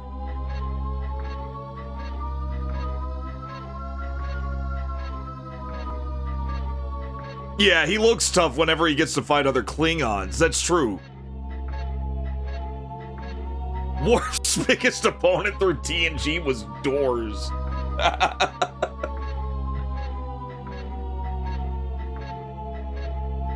He ends up being a bad parent. He ends up being a bad parent. Nobody knew how to write Worf. At least he had a good fight with Gowron. To be fair, it's only really a problem when you watch that YouTube video that makes a compilation of all the ass kicks. True. He's definitely had his moments. But when you're only looking at his ass kickings, you're just gonna see him get beat up a lot. Yeah, they definitely helped out. Yeah, Deep Space Nine definitely helped a lot with Worf's reputation. Anyway, I heard the sound of a wheelchair coming from the second floor. Many Klingons could not make it. I knew I said the name. He who must not be named was invoked. A chance of adventure. The hunt through the galaxy. Yeah, that was sick. I spoiled the shit out of myself on that, but I wanted to see fight. Attention. Come back when you are rested. Try again. Computer end program. Oh no. Bye, guys. I heard the sound of a wheelchair coming from the second floor. I looked up and saw someone in a white dress pushing the mummy in the wheelchair down the hallway on the second floor. I quickly hid in the shadow of the stairs. The girl in white dress. She slowly pushed the wheelchair down the corridor to the right, and then she was gone. It seemed like she went to one of the rooms, but how could she be the one who owns Could she be the one who owns this house? I headed quietly up the stairs. After heading up, I looked down the hallway to the right and saw light coming through the gaps in one of the door frames. I peeked through the keyhole. Nami was standing there staring blankly. She didn't even notice me coming in. Nami! She came back to her senses, suddenly. What are you doing in a place like this? Oh, I I was looking for you. I'm sorry. What was I doing? I just wound up here. I'm not sure when. Why'd you come up to the second floor? I went down the hall looking for my watch and... Oh yeah. Somebody called out to me. Somebody called out to you. Was it the woman I saw earlier in a white dress? I couldn't find my watch, and that's when they called out to me, I think. How did they call out to you? Nami. Yeah, by name? Why would they know your name? Whatever, I'll save the questions for later and just let Nami continue. Everybody in the game is named Nami. Everybody. And then what? Then, I thought they were calling me from the second floor, so... No. I'm not sure where they were calling from. But I came up and no one was there. But this door was open, so you walked in? Yeah. No way. That's too dangerous. You weren't suspicious of someone in this bizarre mansion who knew your name? And mine? I spoke to her angrily, but Nami responded by giving me a strange look. Oh, right. Well, that would be the ordinary way to respond, but still, for some reason I wasn't scared. I can only wonder why I wasn't scared. She tilted her head, confused by her own actions. Nami had been acting strangely ever since we first came to this place. Maybe that's not strange given all the odd things that had happened to us, but more importantly, who was calling to her? Hey, was the person calling you a woman by any chance Nami? Was the person calling you a woman by any chance, Nami? Ah, there. Nami ignored what I said and pointed up, just above the dresser. I zoned out right when I entered this room and saw those dolls. Oh, good! 2 Mary Sons! There were 2 Western-style girl dolls sitting next to each other there. What is with Japanese horror and blonde Western-style dolls? Both were dressed in the exact same clothes, a red jumper skirt. These dolls, I picked them up. Let me have them. Nami took them very delicately with both hands and pressed both of them against her cheeks. Huh? Nami looked so relaxed. It was a face I'd never seen her make before. Are you okay? These dolls feel familiar somehow. They make me feel like a kid again. They look like dolls to me, but I guess it's because I'm a guy. No, I wouldn't say that. These are special. Nami closed her eyes, lost in the moment. I'll never understand. Women, right, guys? Oh, well, anyway. I saw the mummy from before. It was being pushed by a lady in a white dress. Still, seemed like she was out of it. I thought she might be one of the owners. Nami opened her eyes. It seemed to me like she was still dreaming. I'm worried. I think I should take a look around. And as I said, and I headed off to the exit. Okay. Nami set the doll gently back in place as if it were a precious treasure, and gave it a sad wave as she left the room. Goodbye. I think she went into one of those rooms. I looked into the rooms on the second floor, one by one. I peeked into every room aside from the one that wouldn't open. But I couldn't find the mummy or the woman in the white dress. With nothing else to do, I headed back down. It's strange. Maybe you're just mistaken. You can be kinda scatterbrained sometimes after all, Nami. No, I saw her clearly. I thought I'd be in trouble if she saw me, so I hid from her. I made a dramatic movement like an action star. And ducked into the shadow of the stairs. Whew. Now that's smooth. Nami laughed and imitated my movement. Yeah, and that's where Lady in the white dress came in. Hey, Nami tapped me by the shoulder. Look here. There were scratches on the lower part of the stairs pillars. I came closer to them with the flashlight. Nami.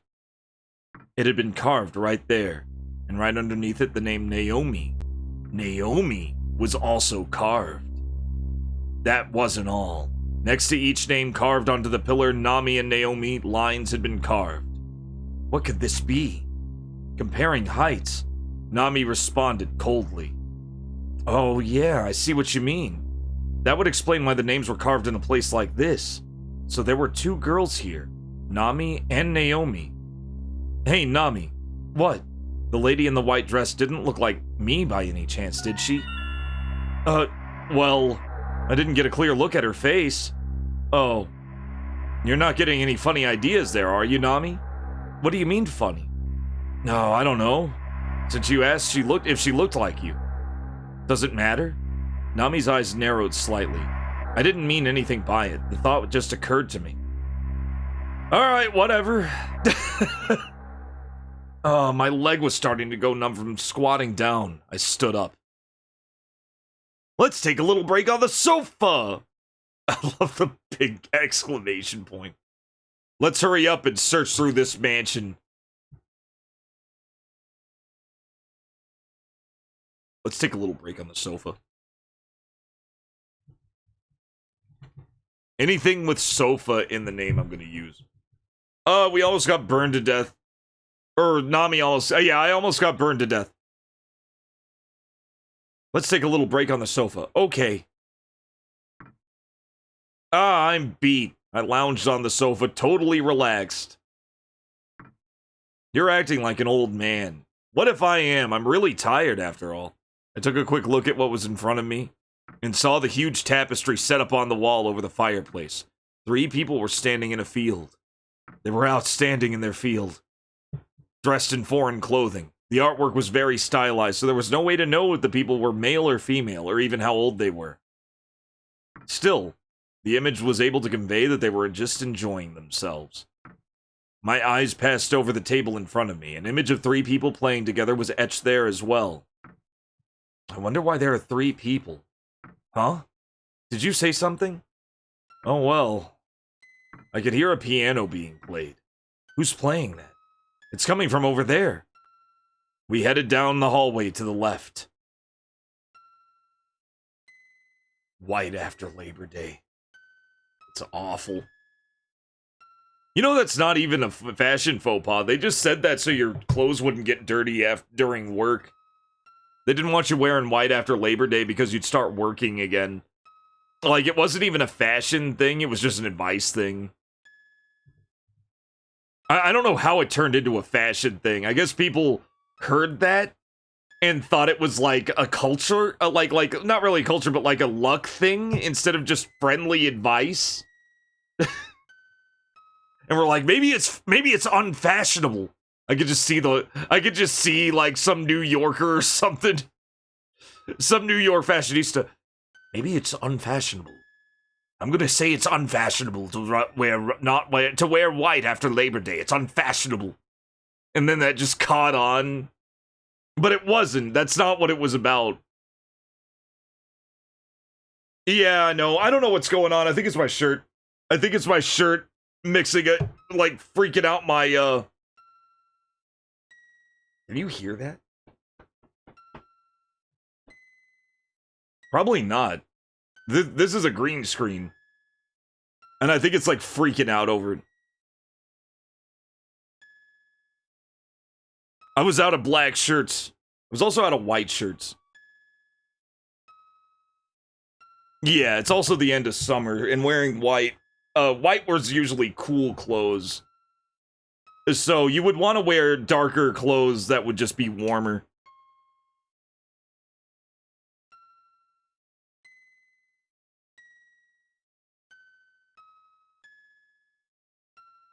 You'll have a burn mark? Are you on an LCD? Are you watching on a plasma screen? We headed down the hallway to the left. OLED LG. Oh, do those burn? Do those burn in? We headed down the hallway to the left. I could hear the sound coming from the door on the right side of the hall. Any OLED will burn in. Oh no. They won't stop playing. What should we do? We opened the door. I don't know, put paper over it. That'll work. That'll help. It was pitch black inside. I shined my flashlight around the room. The white circle of light revealed bookshelves, a table, and eventually a grand piano, but nobody was sitting in front of it. The piano's playing itself. Nami clung to my arm. Don't tell me. I found the light switch on the wall. Turning on the light settled some of my unease. I approached the piano. I could see that the keys were moving up and down despite nobody touching them. I looked at the floor and saw that the piano was plugged into an electrical outlet. It's okay, it's just a player piano. Oh, there was a small candlestick on top of the piano. I lit it with my lighter. Adds to the ambience, doesn't it? That it does. There was a picture hung up on the wall beside the piano. There were 3 people on it on this one too. What was it? What is it? A magic eye puzzle? Yes, this is still the same playthrough. It's a longer story than I thought.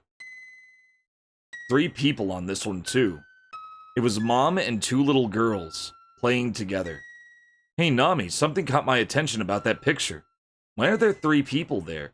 I think they went a little too far with not writing without drawing characters. I know that was the idea, but they did go a little too far here. You know I can't see magic eye puzzles. I don't know why. I have done everything. I have 3D depth perception.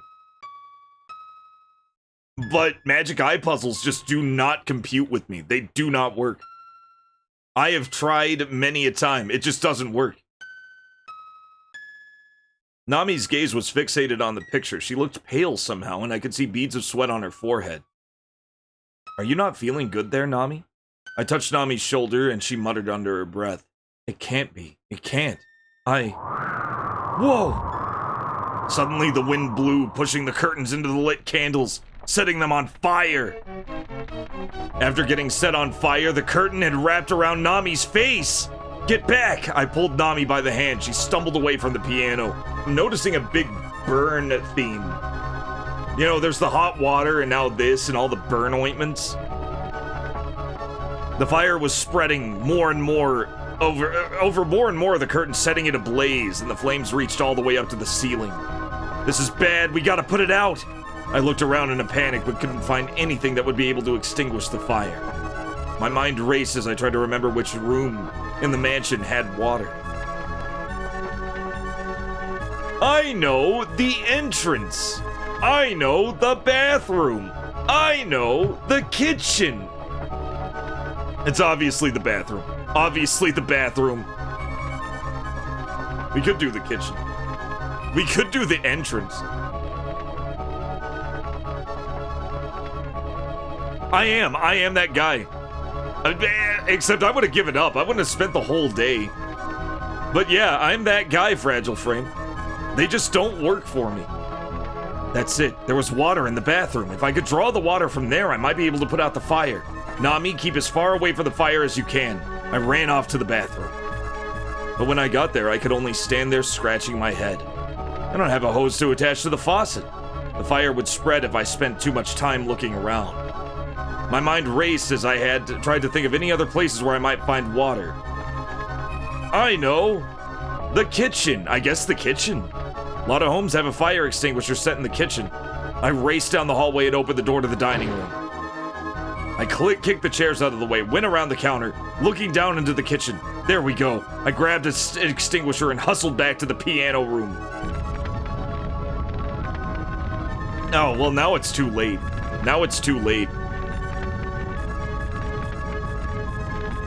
It's too late. The ceiling had already filled up with black smoke. Half the curtains burned away completely and the other half was blowing in the wind, sending small flecks of flame through the air. But Nami stood right beside the piano, not even trying to stay away from the flame. What are you doing? Don't you realize you're in danger standing there? But Nami, looking like she'd been possessed, just kept staring at the fire, like she hadn't even heard me. I'm telling you, get away from the fire! I pushed Nami away from the fire and raised the extinguisher to it. The smoke that was coming up was white. I started coughing, partially blinded by the smoke. I saw the red of the fire through the white smoke and aimed the fire extinguisher at it. I sprayed the contents of the extinguisher at it, and eventually sprayed out the entire contents of the extinguisher. The wind blowing through the window began clearing the smoke out of the room. The smoke that remained seemed more like a carpet of mist in the air. I saw tongues of fire that still remained here and there. I smashed them with my shoes. Whew! Managed to put it out. The walls were charred black, the floor was wet, and the piano had managed to remain unburnt. Nami sat on the floor in a daze with a short distance away, as if she was shocked by what had happened. We're okay now. I put out the fire. Nami said nothing at all. Don't worry. I'll take responsibility for the cleanup. Nami's mouth opened halfway, and then words started spilling out. Nami, Naomi, that's right, I remember. That's it. I felt it when I came in somewhere. Nami stood up slowly, approached the piano, and started doing something strange. Yeah, squatting down like this made me realize I'd always seen the piano from this perspective. I'd watched Mom playing it. Naomi was here too, but the fire... The fire!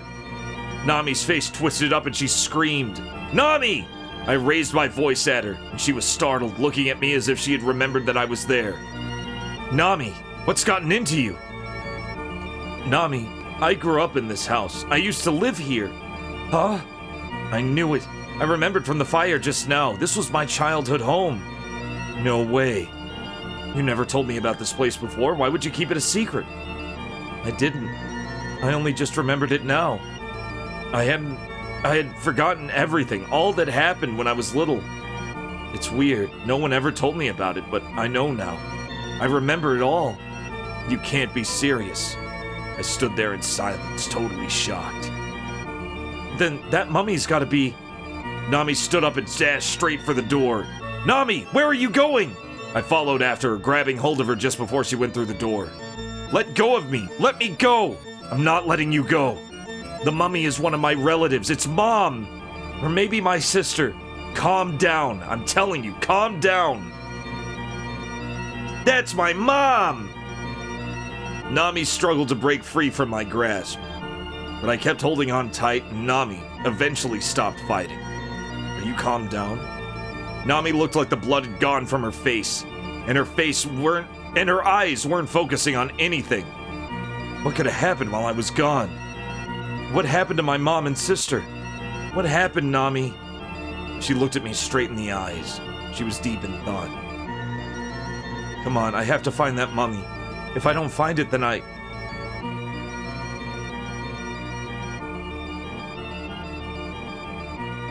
Before we get to that, you need to calm down. Okay, but I'm not letting you do it alone. I'm going with you. We'll go together. I mean, this is the one I want to do. This is the one that would probably be more sensible. Fuck it, we're doing that. We're going reckless. 35 questions in.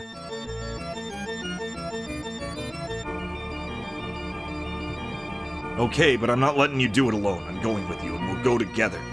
Nami and I left the piano room. It was silent in the hall, as if nothing had happened. We should start searching from the second floor, shouldn't we? We slowly trudged upstairs. And Nami said what she said, but it made no sense to me. She'd found her name here, and we'd experienced all sorts of strange things, but she's just confused. Once we've checked through everything, we'll get some rest on the sofa. Tomorrow, the two of us will probably be having a good laugh about all of this. Okay, should we start checking from the second floor? As we headed up the second floor hallway, I turned and looked behind me. Huh? Nami wasn't there. Did I lose her? I was sure she was right behind me. Uh-oh. I looked down into the hall on the first floor. Where did you go? I checked down the second floor hallway. Huh, upstairs or down? We're already on the first floor, so I guess A.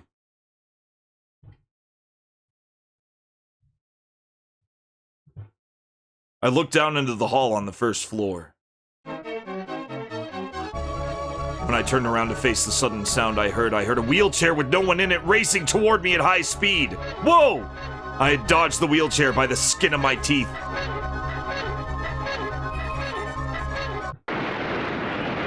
The wheelchair collided with the handrail of the stairs. If it had hit me, I might have fallen downstairs along with the chair. But there was something else that I was more concerned about. I caught a glimpse of the person who had thrust the wheelchair toward me. It looked like Nami. Could she have done it? That was going too far to just be a joke. But the confusion that she was feeling had driven her crazy. Glancing at the wheelchair, I noticed something silver shining on it. A wrench. Oh, hey. This is my wrench. The wrench was wrapped in tape and had my name, Nami, written on it. I've been using it to do maintenance on my car. Who brought this here? At that moment, a door opened nearby. Oh, Nami. Nami had a stoic look on her face. You had me worried there. I ran over to her, but Nami took one look at me, stepped back in the room she was in, and shut the door. Hey! I dashed over and opened the door. Nami had buried her face into the bed on the right-hand corner of the room. What happened, Nami? Nami didn't look up, she just pointed at the desk. It looked like she had just started crying. There was a single photograph on the desk. It's a real picture of real people. Last kickstart my heart. Oh! Yeah! Woke up magically without... Well, that's good. I'll bet. It's a real... Actual... Wait, what is causing that? Yeah, it's like I'm flickering.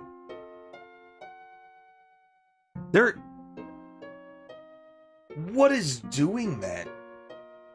Oh, I think it's my camera's exposure settings adjusting. Yeah, it's the auto adjust. That's what's doing that. Huh. I should probably prevent that from happening. I think I will. Let me see if I can.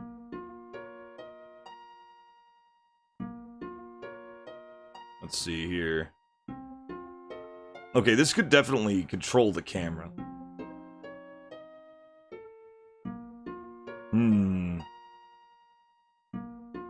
Auto exposure? Manual mode. Oh, fuck! Oh god, that's not good. Aperture priority mode. There we go.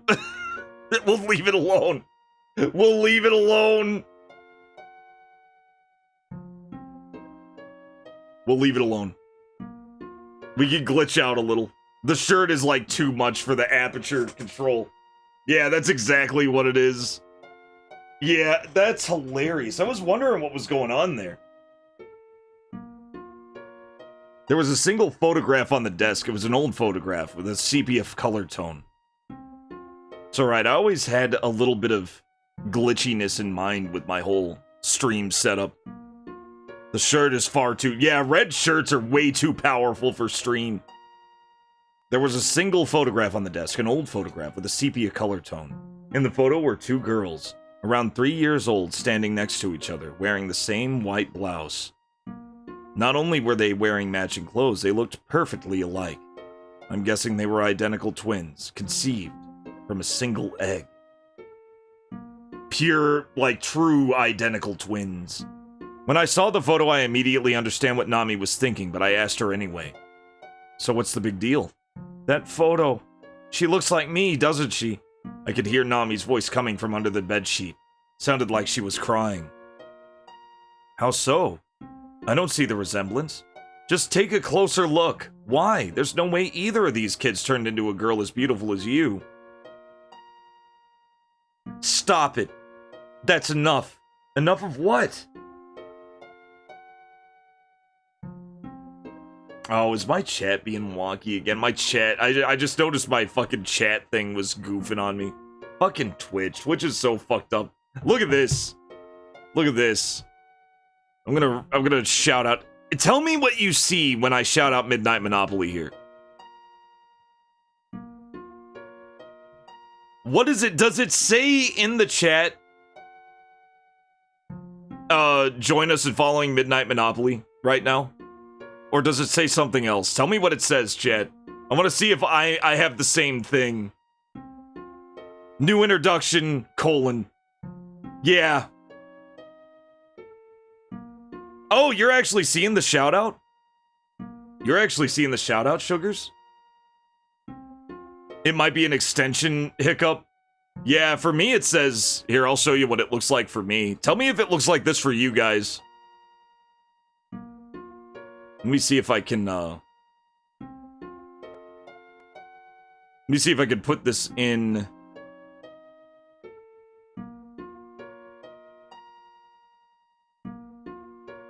Here. Yeah, this is what it looks like for me, guys. It's fucked. I do too. I have 7 TV installed, and that includes Franker Facey. Says shout out was given. It's got to be an extension thing, yeah. You think it might also be the 7 TV extension? I'm wondering that myself. But I have to use it because it's great.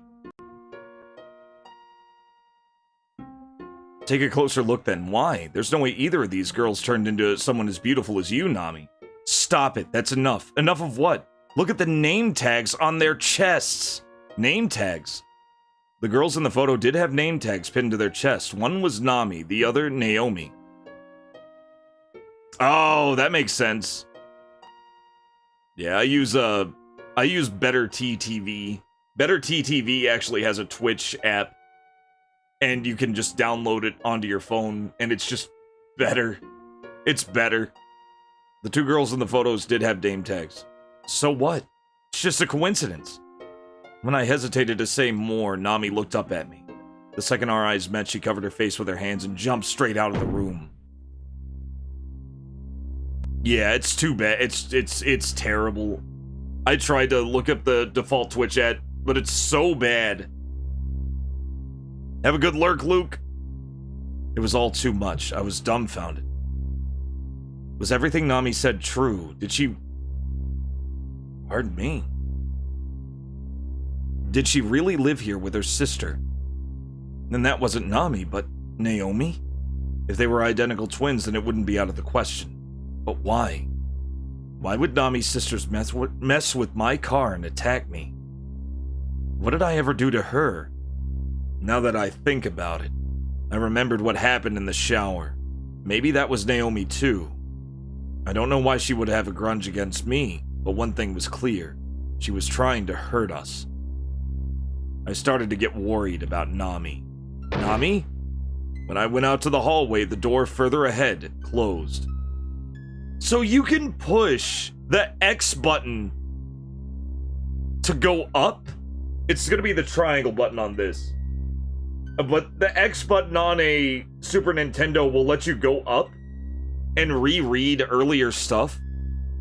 And if you push X, or if you push B, it'll bring you back to the page that you're on. That's pretty sick. There's a nice little review thing that it does. When I went out to the hallway, the door further ahead closed. No pause button, no select, no square, or no Y button. X is also cancel, so, or B is also cancel, so it'll go down. A is confirm, and I'm just pushing A to confirm choices. When I went out to the hallway, the door further ahead closed. It was probably Naomi's room. I started walking that way, but when I looked down, I could see wet footprints that led to a different room. I also heard the piano coming from below. Where could Nami be? I ran to the hallway over to the door that had shut. I hurried to the piano. I followed the wet footprints. Ooh. Ooh. Tricky. Tricky, tricky. Could be any of these. What would you do, guys? Piano Hall plays some Freebird. I like it. We'll do Piano Hall. I hurried to the piano hall. When I went inside, I saw Nami playing the piano. She didn't respond at all. It was like she didn't even notice I was there. Nami. I called out to her as I drew closer, but she didn't respond. Nami, I was worried about you. Are you still shocked? I smiled as I stepped closer to her, but she continued to ignore me and just kept playing the piano. Nami! I snapped at her a little, slammed a hand on the piano keys. Nami scowled at me. That was a cruel thing to do, you know. Her voice was as cold as ice, and she continued to scowl. Why did you do that?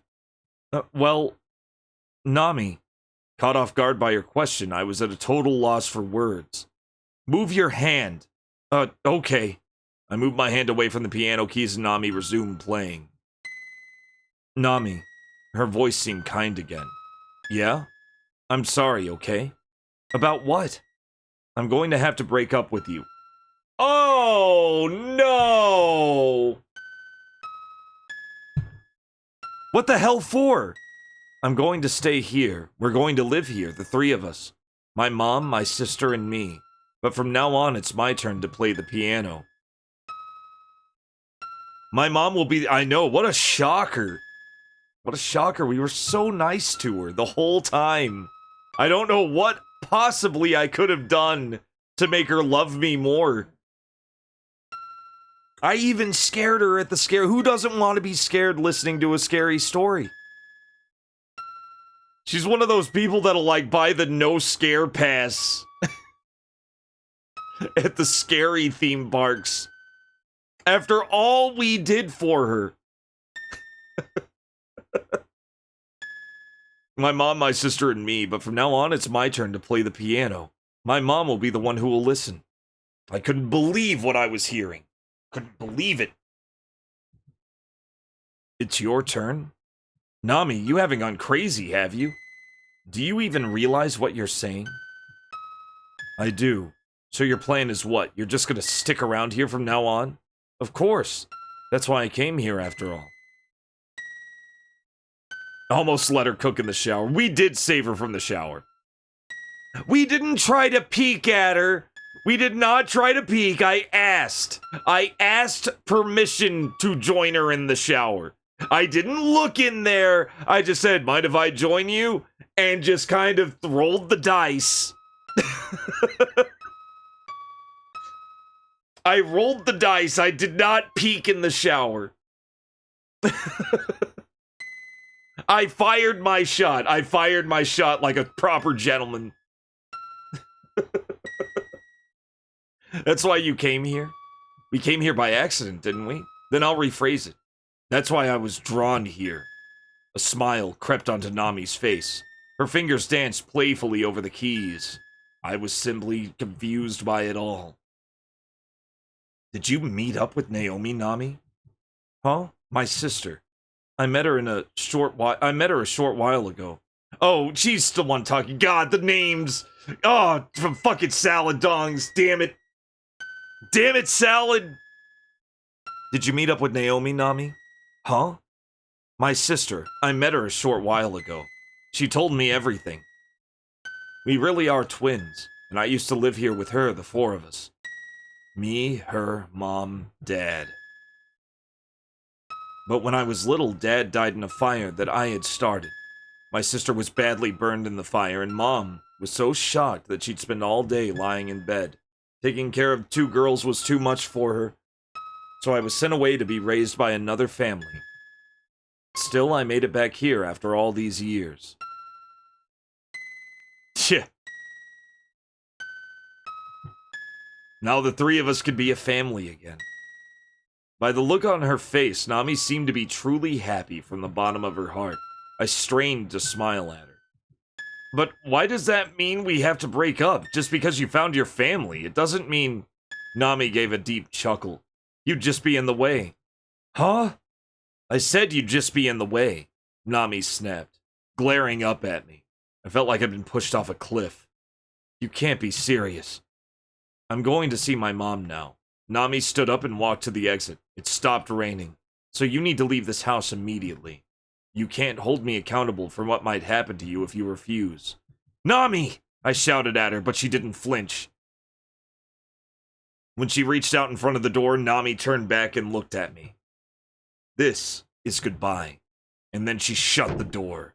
After she left me in the room, I couldn't bring myself to move for a while. We'd had plenty of arguments before, but we always patched things up. Now she's telling me that she wants to break up with me, even if everything she's been saying about having her mom and sister here is true. Why would she insist that I'm in the way? I just can't believe it. If I could talk to her one more time. I opened the door and walked into the hallway. I caught a glimpse of Nami's footprints in the second floor's hallway. Nami. I started to run after her at first, and then it hit me. Could it be? Maybe the one I was talking to wasn't Nami. It was unfathomable to me that the person I'd been talking to was Nami. She may have looked not like Nami in terms of her physical appearance, but Nami was much cuter.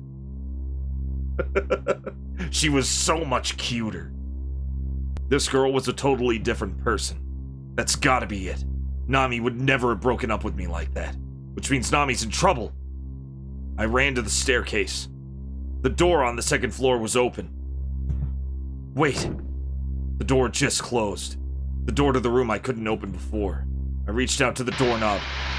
Suddenly, gas started pouring from the gaps in the door, and it came up to my face. It was too late for me to run away from the gas. I had already breathed in a lot of it. I don't know if it was some sort of knockout gas or what, but I felt my consciousness slipping away. Well, there are identical twins, and one of them definitely has an agenda, Lollipop. I wouldn't call it denial. He's just covering bases at this point. Nami. As I struggled to hang on, my consciousness fading, Nami's face came to mind. That image became unclear. And the last thing I saw before I blacked out was the ceiling.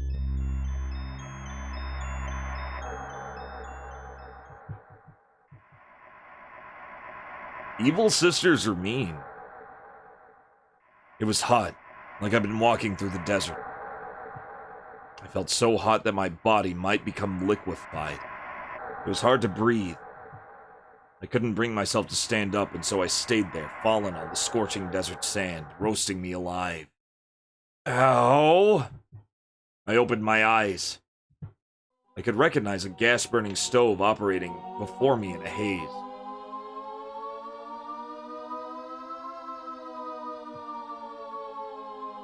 I felt spaced out, though. My head was pounding as I struggled to keep my eyes open. I rolled over to the other side. There was a stove on the side, too, not that far away. The heat pouring out of the stove was alarming. It was hard to breathe, but I felt an overwhelming desire to go to sleep. I felt like I'd forgotten about something important, but try as I might, I couldn't remember what it was. I can't help it. I'm just too sleepy. I'm flickering like crazy, guys. Holy crap. Holy crap. I struggled to stay awake. There was something important but still, I need to get some sleep. I can't sleep.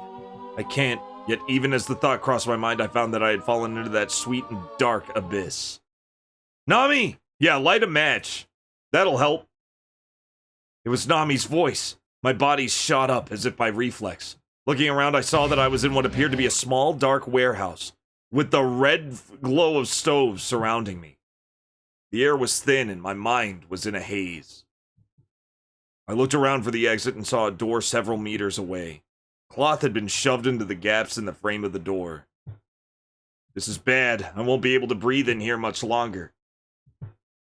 I stood up and headed to the exit, but my gait was unsteady and I stumbled into one of the stoves. It fell over and I had fallen into the floor as well.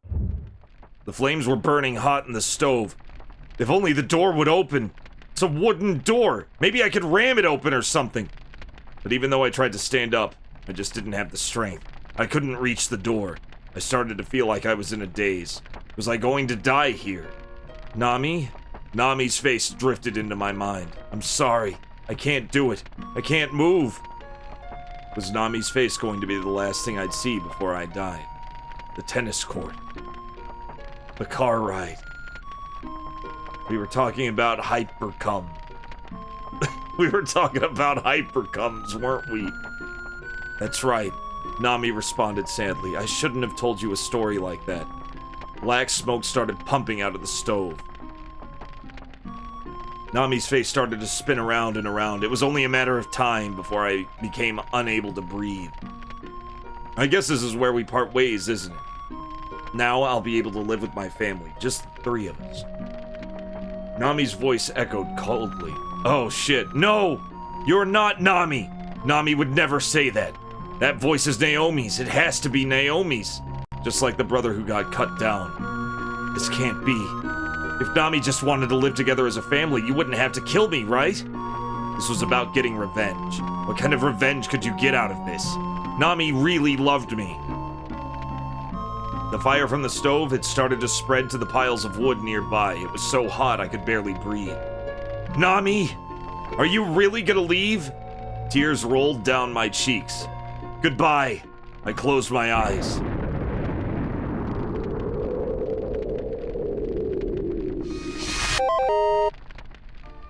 Yep, it's gotta wait. I can do it, but I gotta keep the sunglasses on. Suddenly, a cold breeze touched my cheek.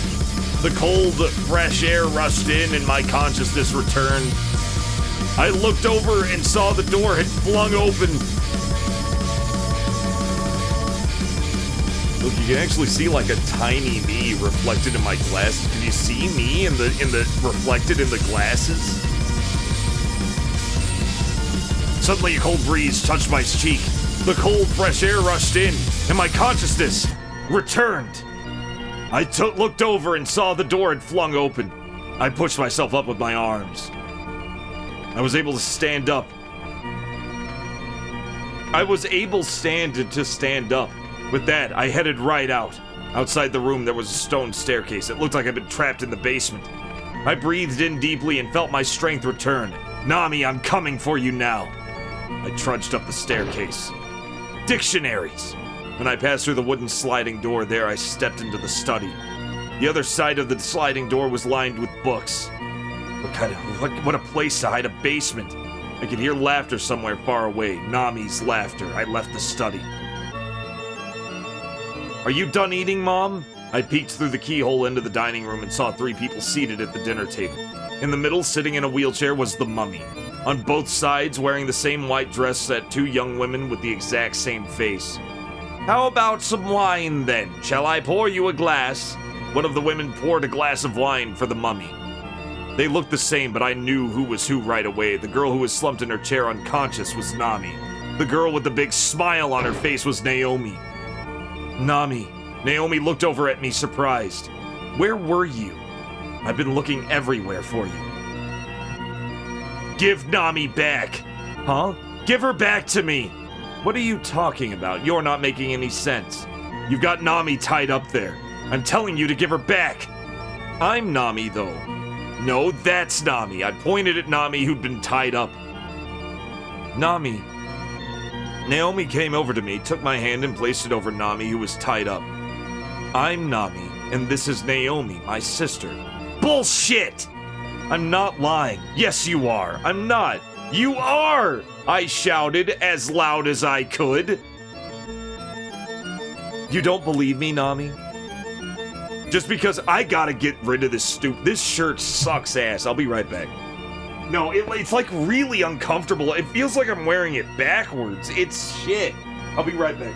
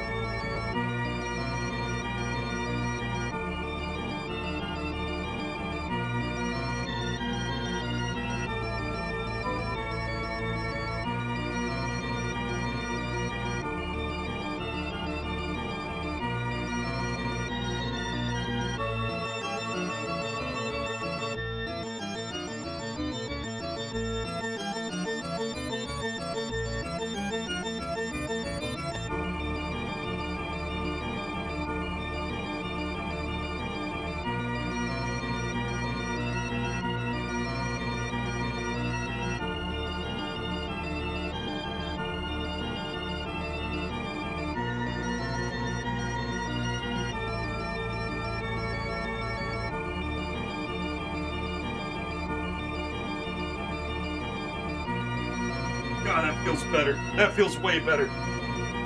All right, I'm back. Oh. Woo.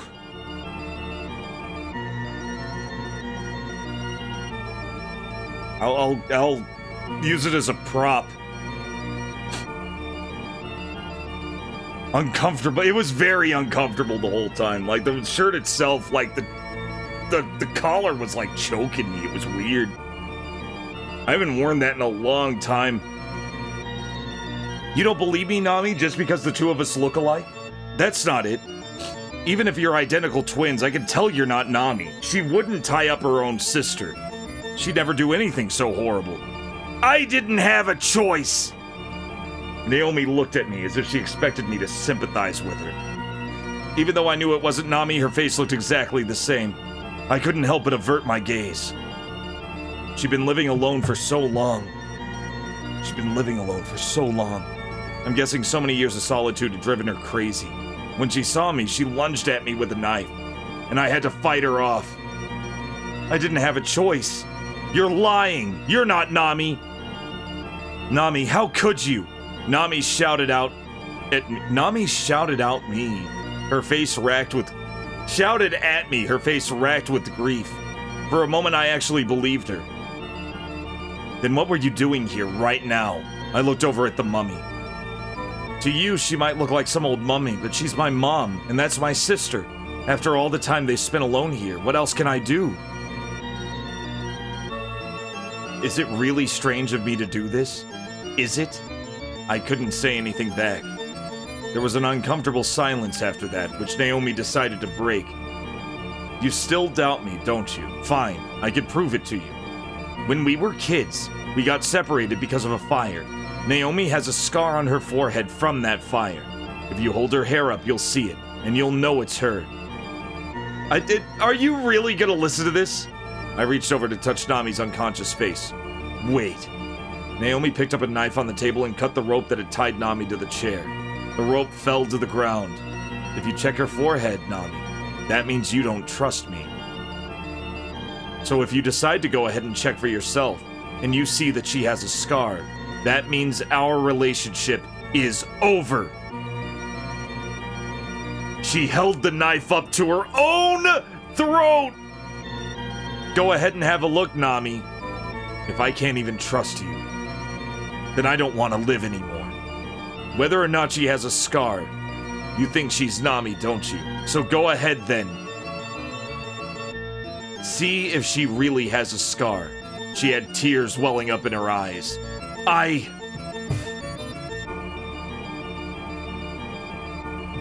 don't buy it. I don't buy it, guys.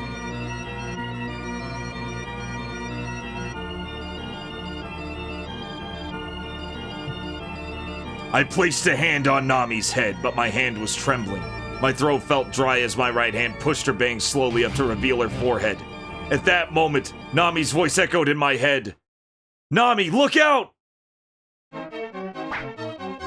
I turned around to see Naomi grasping the knife with both hands, hurling it downward.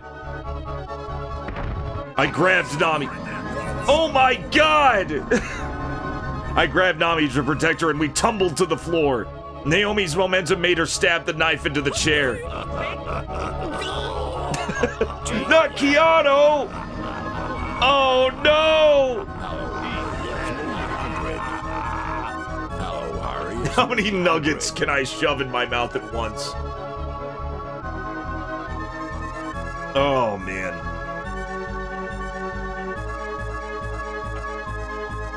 Yeah, ask her something that happened only between the two of them. Nah, fuck it. I just made the bet.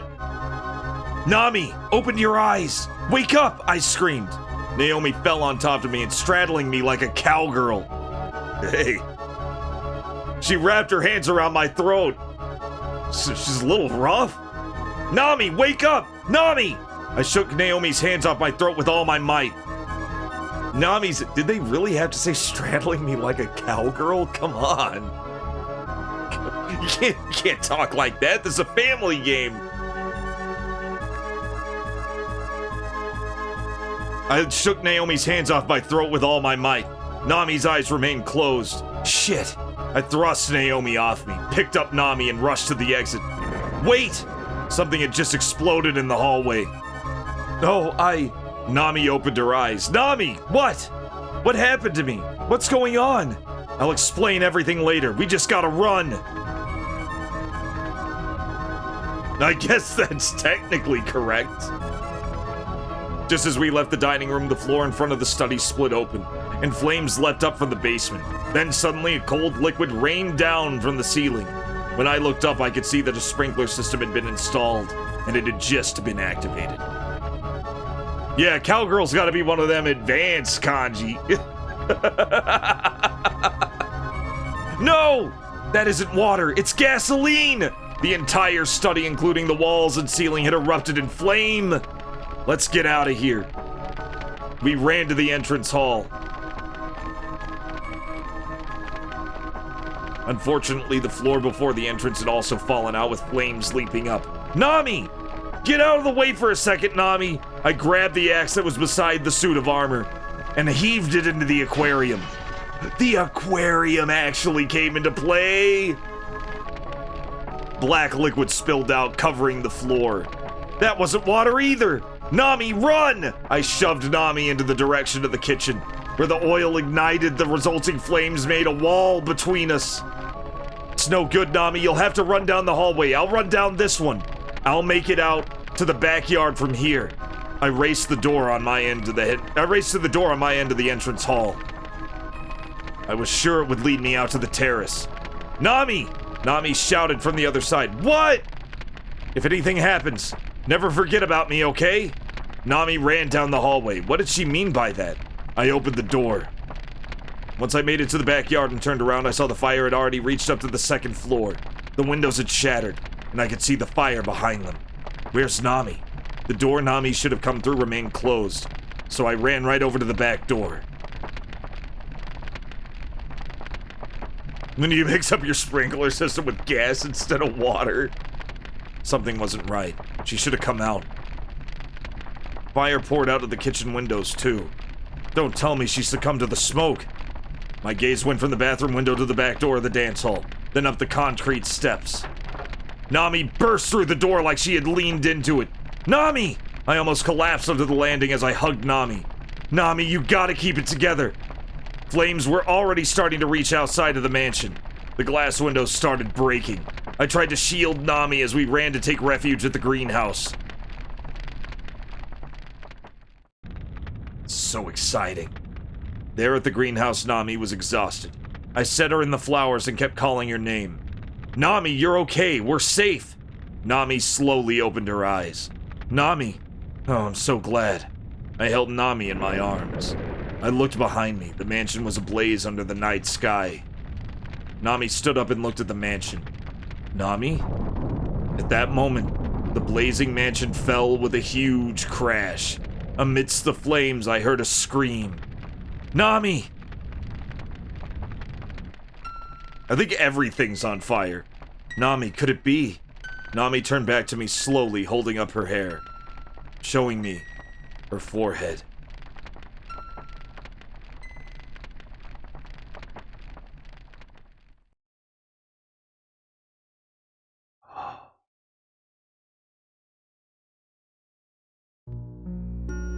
But it never said who. Oh! Ooh! We don't know who we saved!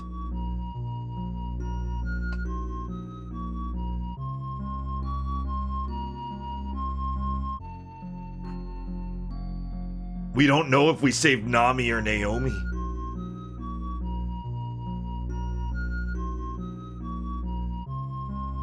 Damn, that was a good climax. But what's gonna happen now? Because this game has like 10 endings. That was a great ending. That was awesome.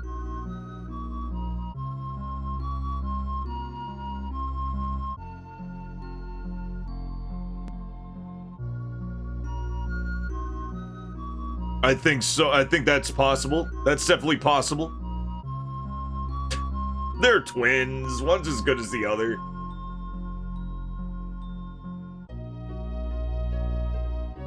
It'll be fine.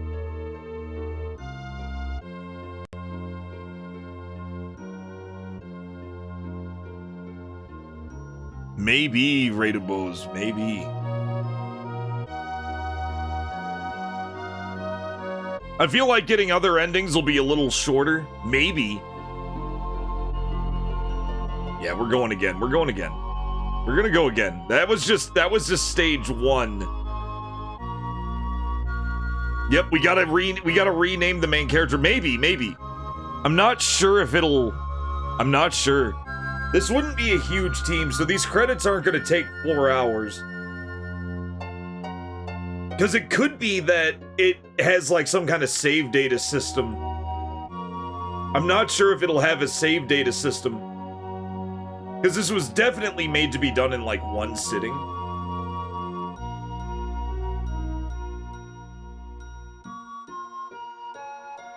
The writing is very goofy. But it could be because it's like made... Like, remember what it said? It used advanced kanji and could only really be read by somebody with like a junior high reading level. So this was like young adult horror. It was still horror, but it was definitely like aimed at teenagers, right? Like 14-year-olds. Yeah, the individual stories were definitely meant to be done in like one go. These weren't very long. Can we do reverse cowgirl again? It never said reverse, it was just regular cowgirl, which I find far more intimate. Made in 1992, Chunsoft Corporation. So the writing being a little... Try again! Computer end program!